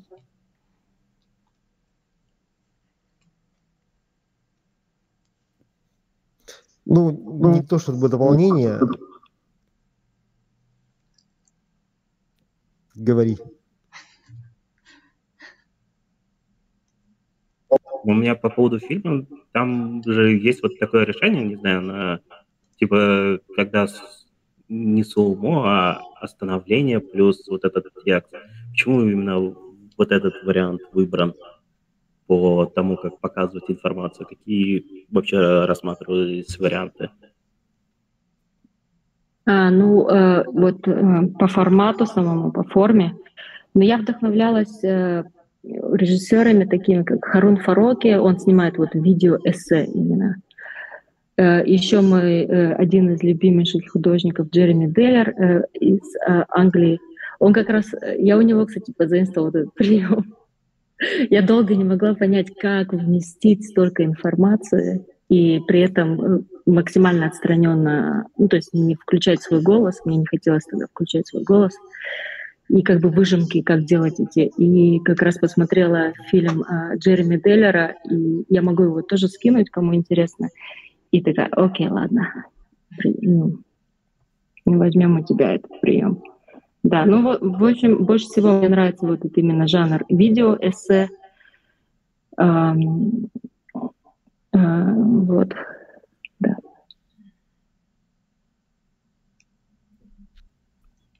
Ну, на самом деле, действительно здорово, вот учитывая, что современные молодые люди, ну, не только молодые, предпочитают короткий формат. Никто, как правило, не выделяет время в жизни на длинные просмотры, прочтения и так далее. А здесь достаточно емко, коротко и, ну, и в целом лаконично. Не знаю, насколько это будет интересно широкой аудитории, там, да, ширнормасам за пределами Калмыкии, но в Калмыкии это точно интересно всем, потому что в Элисте бывают, если не живут, то бывают все. Вот. Возможно, что и кому-то это... Ну, то, что английский язык там в качестве титров использован, тоже правильно, потому что многим, ну, станет понятнее, наверное. Просто в процессе вот обсуждения фильма и работы над ним я поняла, что почти что, ну, это не только калмыцкая тема, да, вот как бы центральная площадь, она во всех городах, и особенно на постсоветском пространстве. Стоят там памятники Ленина, и вот все, что вот сейчас происходит, как бы разные события, по-разному они как бы это пространство переформатируют, и это происходит в прямом вот сейчас, да. То есть я исхожу из того, что вот памятник — это сгусток времени такой, Да, это как бы time bomb такая. И вот через это можно очень много как бы увидеть. И то, как вот это пространство, оно не только вот в Калмыкии вот это все. Если мы посмотрим на другие страны, да, там площади в Египте, да, площади в Турции, какие они значения сыграли в политической жизни, то можно многое вообще понять, на мой взгляд. Ну, абсолютно согласен. Вот все республики Российской Федерации, я думаю, ждет вот эта волна сносов памятников, потому что везде стоят эти памятники Ленина, ну, где-то еще стоят, вот та же Бурятия, Улан-Удэ, у них тоже там Ленин такой голова, ну и все остальные. И вот то, что у нас произошло чуть раньше, ну, демонтаж, да, вот этот был, ну, потом передвинули, ну, вначале был демонтаж, он был связан с протестами ведь, и, то есть это было притяжение, люди пришли именно туда, потому что все эти площади, они располагаются, вернее, все администрации республик располагаются на этих площадях. То есть вот это же там была такая связка архитектурная, площадь Ленина, памятник Ленина и администрация республики. Вот так же, как у нас. Поэтому в скором времени, я уверен, все это будет демонтировано, все эти площади будут переназваны, памятники Ленина снесены куда-нибудь в закрома. Вот. Это отчасти, может быть, не совсем так вот правильно, если вот так смотришь, европейские города, да, ну, все были, наверное, ну, многие были, смотрели, ну, там, взять Вену, там императоры стоят, там, да, или Францию, то есть памятники, как правило, не сносят. Ну, у нас же все-таки несколько другая история, вот это связанная с Советским Союзом, и вот та же Украина, до нее дошло сейчас только, и она в итоге сносит не только уже памятники советские, но уже и дошли до Екатерины II, там, Пушкина и тому подобное. Ну, то есть все это для того, чтобы отстраниться от, скажем так, от русского мира, да, в кавычках. Вот. И это все нас ждет то же самое. Я имею в виду у нас, не русских, так условно говоря, тех людей, кто ищет свою идентичность и найдет в итоге. Но я хотела указать на то, что вот, когда вы, может быть, все помните Black Lives Matter, когда проходили протесты, то там тоже памятники сносили бывшим колонизаторам. И, то есть это, ну, то есть не только в постсоветском пространстве, не только вот это происходит. Да. Да-да-да, я это тоже помню. Ну, это было как бы, ну, не совсем в той струе, да, как у нас на постсоветском. Там это все-таки, там большая история расизма и вот этих, действительно, борьбы с рабством, да, она просто сейчас как-то, скажем, вышла, да, на такой новый виток. Она всегда, в принципе, у них была там последние там лет 60, но сейчас как-то на новый виток все это вышло. Но это не затрагивает Европу, к примеру, да, там же тоже бывшие колониальные империи. У них это все, ну, по крайней мере, пока остается. А у нас какая-то своя, я имею в виду на всем постсоветском пространстве, у нас своя история, и я в этом смысле не спорю. Дополнение. Да, понятно. Но я вас могу уверить, что в Европе тоже идет пересмотр этих всех памятников кайзерам и т.д. и т.п. И пространство по-другому сейчас. В основном художники, художницы, активисты тоже критически к этому подходят. Почему это названо так? Почему не говорится о том, что проводились, например, здесь человеческие зоопарки и другие какие-то вещи, которые, ну, немыслимы в настоящее время. Ну, то есть, да, мне кажется, пересмотр вот этих всех, скажем так, ценностей происходит сейчас, да, большой. Можно это назвать, наверное, неким переформатированием цивилизации нашей всей. В этом смысле действительно мы живем в какое-то такое время тектонических сдвигов. И вот эта война в Украине, она, наверное, таким катализатором, наверное, явилась, как мне кажется.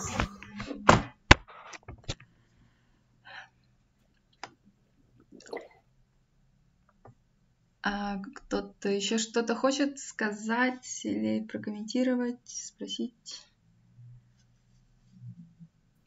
Наверное, по самому фильму, потому что фильм исследует проблему общественных пространств. Как сейчас автор видит общественное пространство в Элисте, в принципе? Есть ли что-то, что заменяет эту площадь?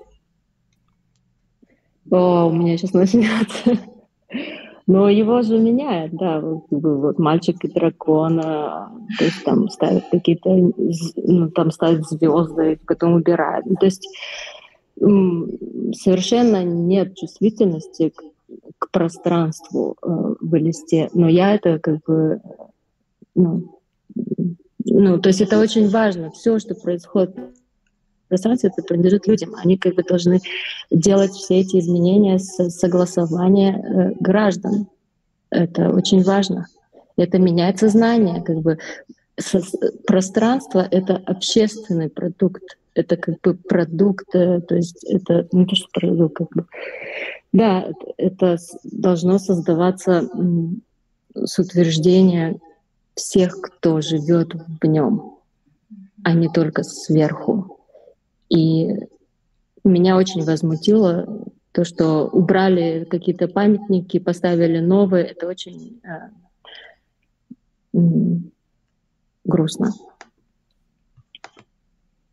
А если бы ты придумывала идеальную центральную площадь в городе, то как бы ты ее сделала?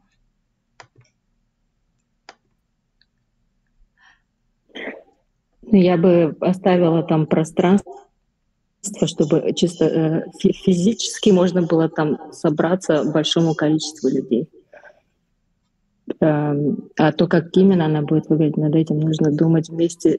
Лучше бы проводить там вопросы, наверное. То есть, в общем, я бы сделала такое пространство, которое подразумевало бы сбор людей.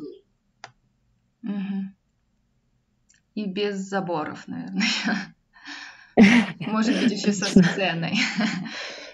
Какой-то микрофоны, не знаю. Сцена уже была, ребята. Была сцена в 90-е годы. Довольно долго, причем. Она лет 10 там стояла вот около КГУ. Большая сцена. Это придумал Кирсан, когда была предвыборная вот эта избирательная кампания перед 93-м годом. Первые выборы. Вот. И вот это был такой действительно по тем временам очень удачный пиар-ход возить сюда вот этих вот артистов, там, певцов, шоуменов из Москвы. Это прям реально сыграло большую роль в его победе тогда, к сожалению.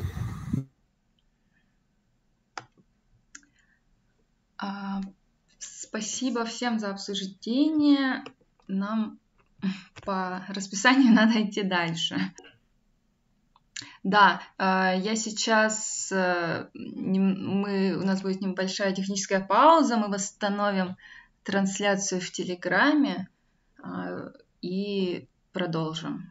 Вот, смотреть следующий фильм. Оставайтесь, пожалуйста, на связи.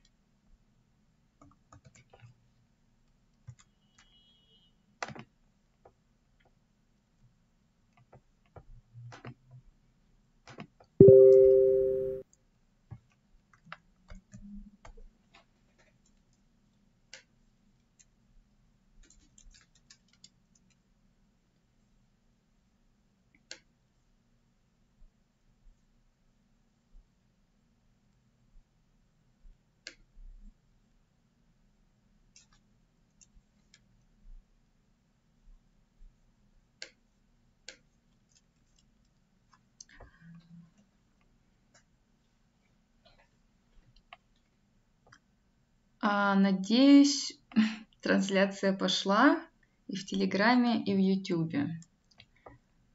Следующий фильм у нас от режиссерки Светланы Акунка. Фильм называется «Габинда».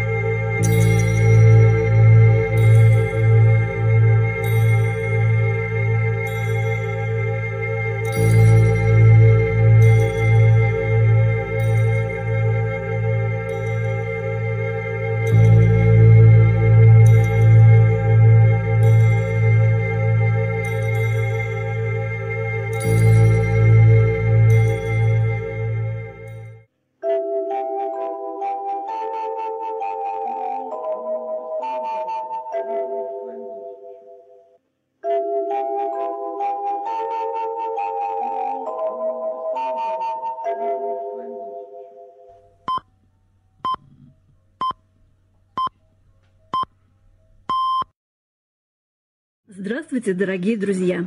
После каникул и отпусков двери радиоклуба «Театр плюс Дети» вновь открыты для всех вас, кому не безразличен мир детства, добра и творчества. Все видать. Удивительно, что их еще не оторвали. Не достанут, наверное, дети. Может, просто надоело им уже.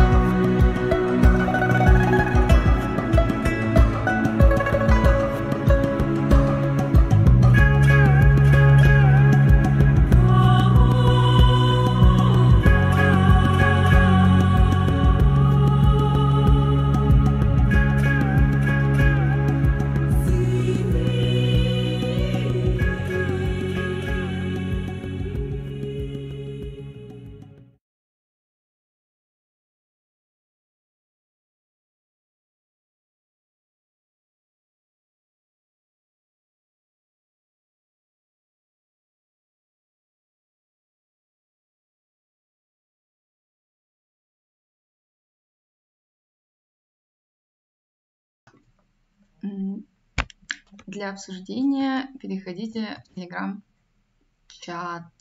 на экране. Я сейчас запущу конференцию.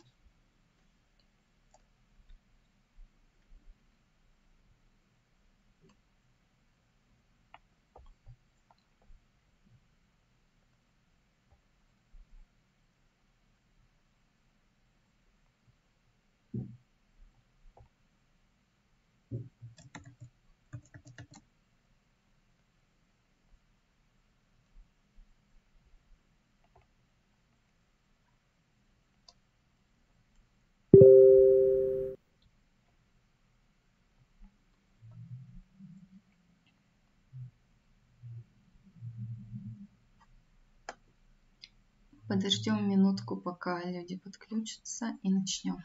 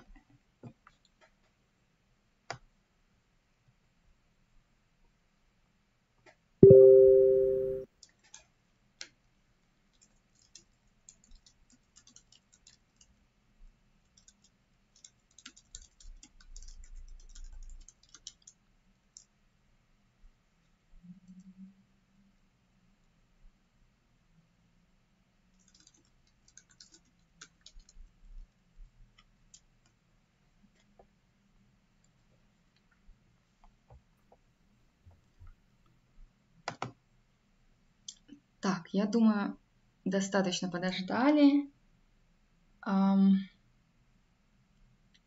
Слышно ли Telegram на стриме? Кто-то может мне сказать?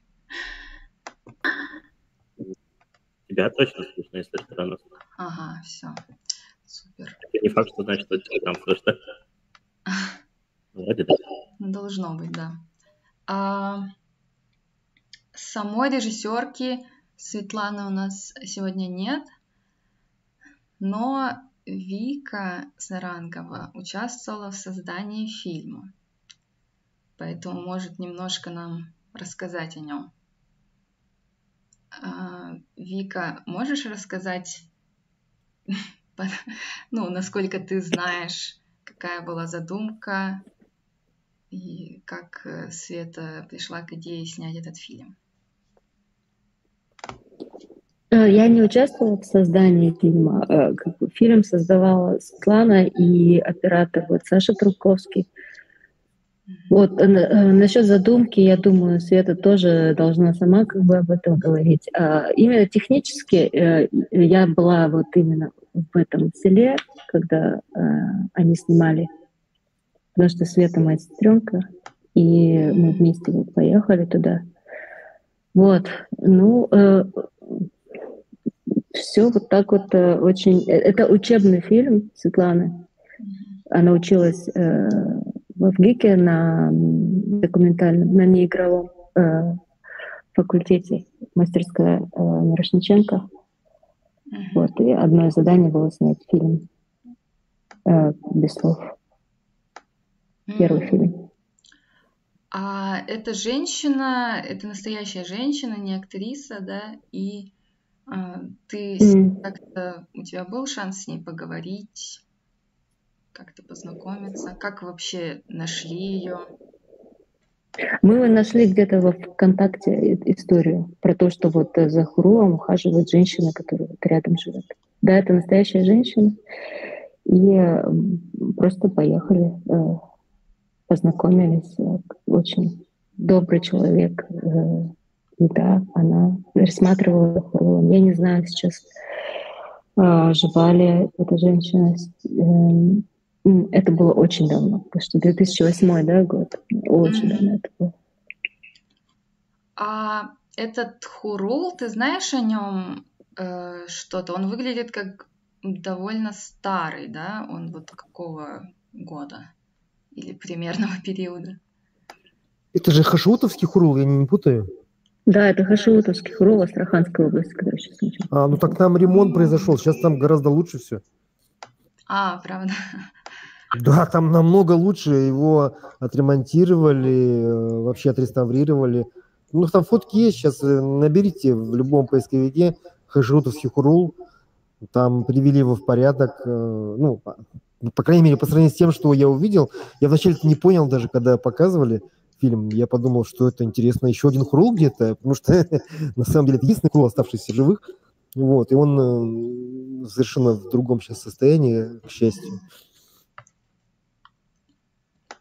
Получается, что его не уничтожили, когда вот была война с религией при Советском Союзе, да?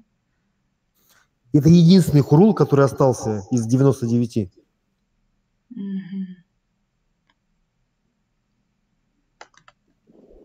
Да, в 2008 году он был в ужасном состоянии. Вот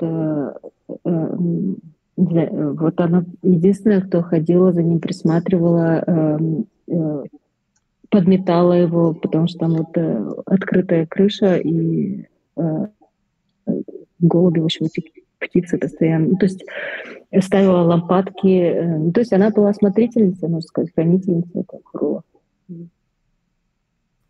Ну, это мощный фильм, на самом деле. Я просто не сразу понял. Я опять включился чуть позже, почему-то там мне все опаздывало. Это же мощно. Действительно такой слепок, можно сказать, эпохи. Совсем недавний причем. 2008 год, это вчера было. Ну да. А интересно, как так вышло, что не нашлось калмыков, которые хотели бы ухаживать за наследием своим. Там в этом селе, может быть, там живут калмыки вообще? Вот, ты помнишь? Вряд ли. Вик, ты... Там какая-то история была сложная, запутанная, и как бы, да, вроде как в тот момент не нашлось никого. Нет, не было никого, кроме... И так как она живет напротив, и она на себя взяла вот эту миссию. Ну да, это очень интересная история, что эта женщина настолько... Ну, ее беспокоил, да, этот вопрос, что она решила сама ухаживать, при том, что видно, что она крестится, да, у себя дома, то есть она христианка, но при этом ей, видимо, болело сердце за это наследие нашего народа, и она ухаживала за ним. Да, это удивительная женщина, очень, ну, да. Только могу самое лучшее сказать о ней. Очень спокойная, и она вообще, ну, как-то так даже удивилась, что приехали про нее там снимать что-то. А сколько ей лет было тогда? Я не знаю, но она уже была довольно преклонного возраста. Просто, возможно, она застала еще время, ну, если она там живет всю жизнь, а по всей видимости, так оно и есть, наверное, она застала, может быть, еще тех своих односельчан, калмыков, которые жили там до депортации, возможно, там, дружил и так далее. Ну, было бы интересно знать точно, сколько ей лет. Ну, к сожалению, на этот вопрос может, наверное, только Светлана ответить в следующий раз как-нибудь. У меня, когда я смотрела фильм, у меня возникла мысль, может быть, она замужем за калмыком. Я подумала, может быть, поэтому она ухаживает. Может быть, она приняла буддизм, как бы выйдя замуж или что-то такое. Но как будто бы тот факт, что она... Ой, извините. Тот факт, что она даже Тот не факт, что она даже связана браком, как будто еще более благородным делает ее поступок. Ну, на самом деле, я скажу, что вот у нас-то в Ергенинском вообще русские женщины живут, они по-калмыцки говорят, ну, лучше, чем многие калмыки. Совершенно они не замужем, не обязательно замужем за калмыками. По-русски, ой, по-калмыцки говорят там «ух».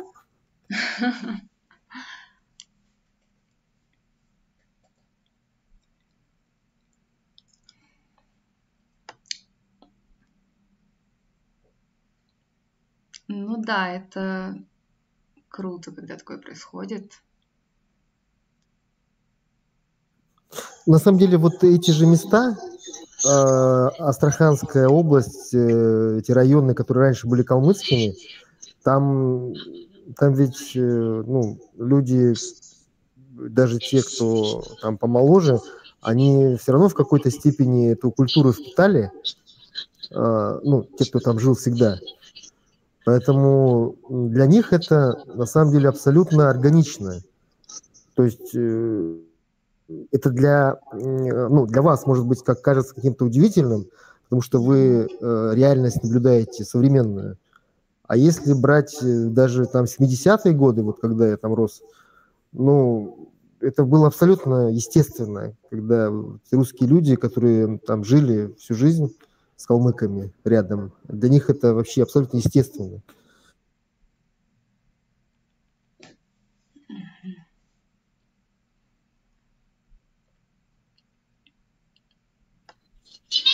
Я хотела на этот счет сказать, что я знаю... Ой, прошу прощения, или надо ждать, когда слово дадут? Не-не-не, говорите.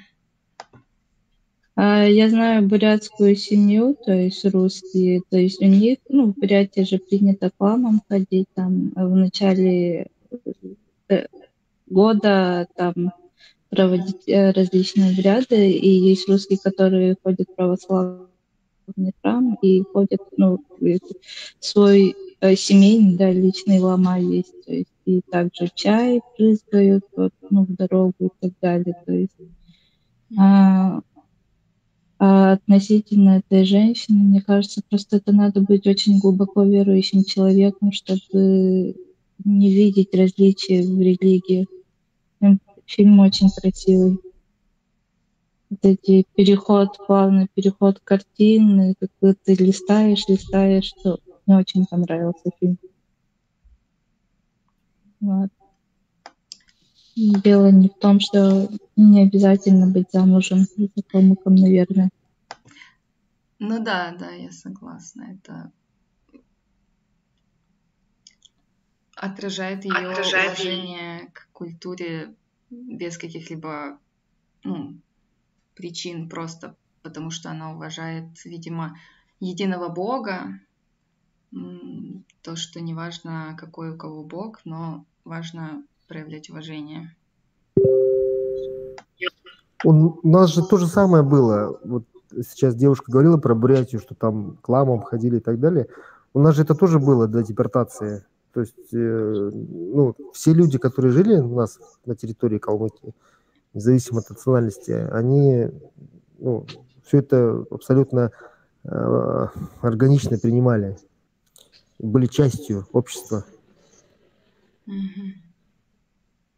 Да, и в Москве, помню, тоже есть, я не знаю, то ли из Калмыкии мужчина, то ли из Бурятии, в общем, азиат, но он какое-то предприятие, чтобы начать, он ходил сам в православный храм ставить свечку. То есть это удивительная культура, на самом деле в России образовалась до каких-то пор, конечно, сейчас не знаю, что будет. То есть людям особо не важно, не то чтобы не важно, главное, чтобы вот было место, где можно было бы выразить свои какие-то духовные притязания, что ли, что-то в этом роде. И то, что вот эта женщина с утра подкрестилась и пошла, то есть человек вышел, да, это дом на земле, то есть это нужно еще затратить лишние энергии, силы пойти еще поднести. Это не то, чтобы сходить, там, помолиться, это она сделала больше, чем надо, в общем, я говорю. Это исключительный случай, мне кажется. Что, в данном случае пошла бы я ухаживать за храмом, не знаю. Да, причем это как бы систематический труд. То есть это не просто один раз она подмела там, она то есть взяла на себя вот эту ответственность. И еще рассказывала нам тогда, что она купила амбарный замок, чтобы закрывать эти двери, не было, открыты были двери, и там тусовались такие, ну, в общем, могли зайти те, кто, ну, кому вообще пофиг.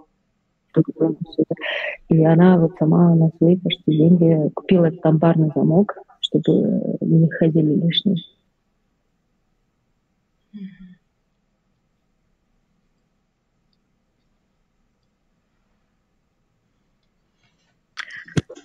Менторт, я бы тоже хотела сказать насчет того, что, наверное, не обязательно быть религиозным человеком, чтобы так трепетно относиться просто к историческому наследию народа, вот, который проживает по соседству и когда-то жил на этих землях. И еще немного хотела сказать про реставрацию, поскольку я была в Хоруле, когда реставрация только-только начиналась, все эти работы, и Хорул был еще в таком же состоянии, как в фильме.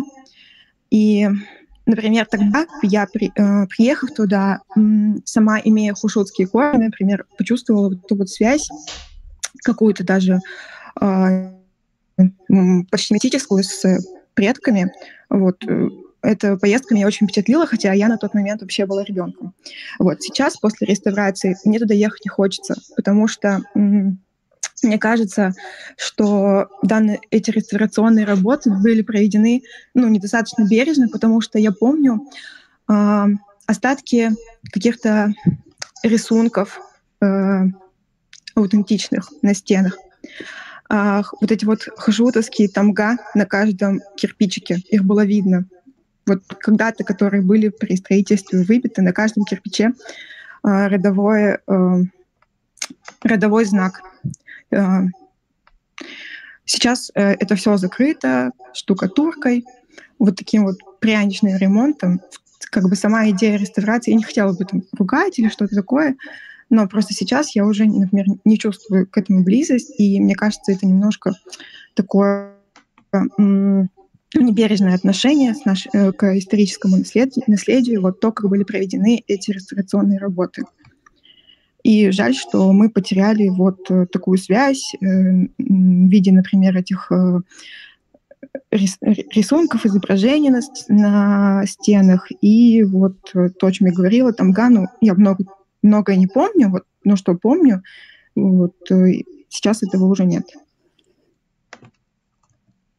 А не знаешь, Левина, кто проводил реставрацию? По-моему, просто какая-то... Да, возможно, даже московская фирма, которая просто там выиграла, не знаю, тендер, госзакупки. Вот. Наверное, это были люди, у которых имелся какой-то опыт, они же, наверное, не могли просто так выиграть этот тендер.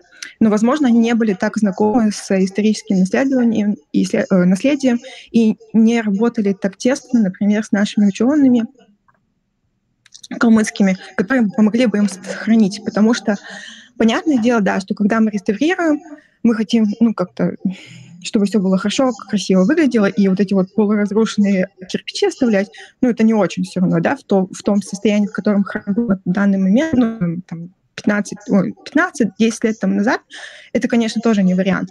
Но, например, вот в Москве есть такие примеры, когда, допустим, проводились какие-то работы подземные, при строительстве метро и так далее, и находили следы старых стен, и их реставрировали, при этом оставляя вот эти вот элементы кладки исторической. Вот. Мне кажется, можно было бы, если бы мы приложили больше усилий, это, возможно, тоже удалось бы сохранить в хашутовском хоруле. Да, есть хорошие примеры того, как можно восстановить, не теряя вот эту связь тем, как было. Я тоже была поражена, когда вот туда приехала. И мне сложно было осознать, что каждый вот кирпич, он как бы, на нем была вот эта метка.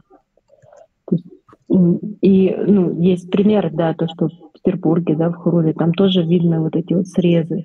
Ты видишь, ого, какой путь проделало это здание. То есть это уважение к прошлому, к наследию.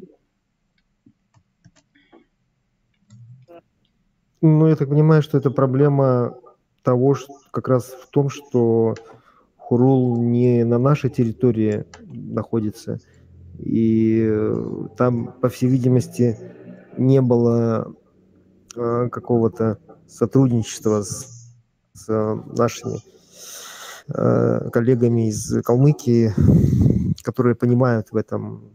Ну, очень обидно.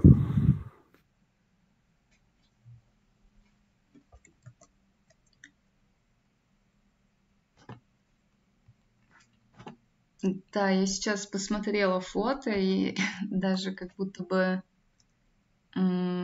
стилистически как будто бы не сохранен облик. Да, верно, верно. Он слегка видоизменен по сравнению с тем, как он был изначально. Да, я вот сейчас на стриме показываю картинки, и сейчас он такой, я даже не знаю, что это за стиль. Стиль просто каких-то сооружений, обычных каких-то домов, не буддистских, как будто бы.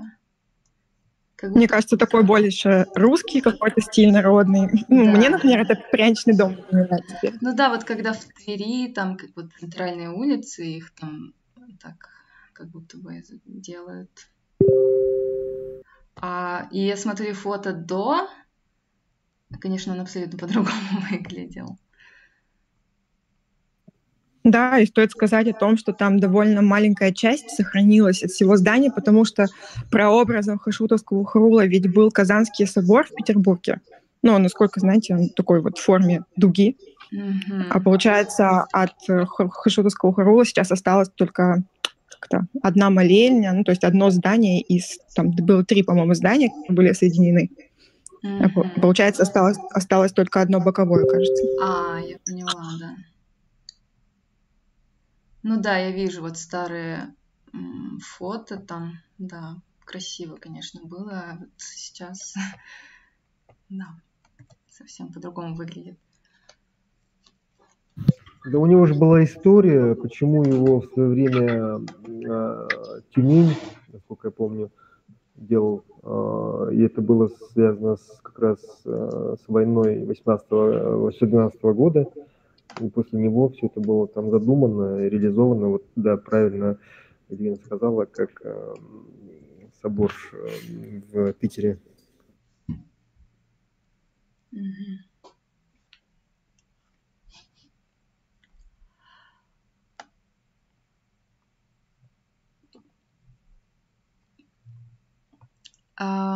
Собственно, это последний фильм нашей программы на сегодня был. Можем еще обсудить, если у кого-то есть еще мысли. Но в целом программа закончилась, и завтра в то же время в 13:00 будет второй день с новой программой.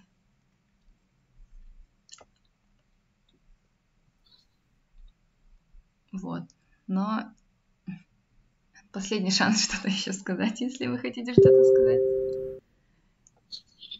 Спасибо за фестиваль и фильмы. Спасибо вам, что пришли. Тогда ждем вас завтра в 13 по ЛСТ. Все, спасибо всем. Хорошего дня. Спасибо. До завтра. Много чего есть, но уже потом, ладно. Хорошо. До свидания. Да. До свидания.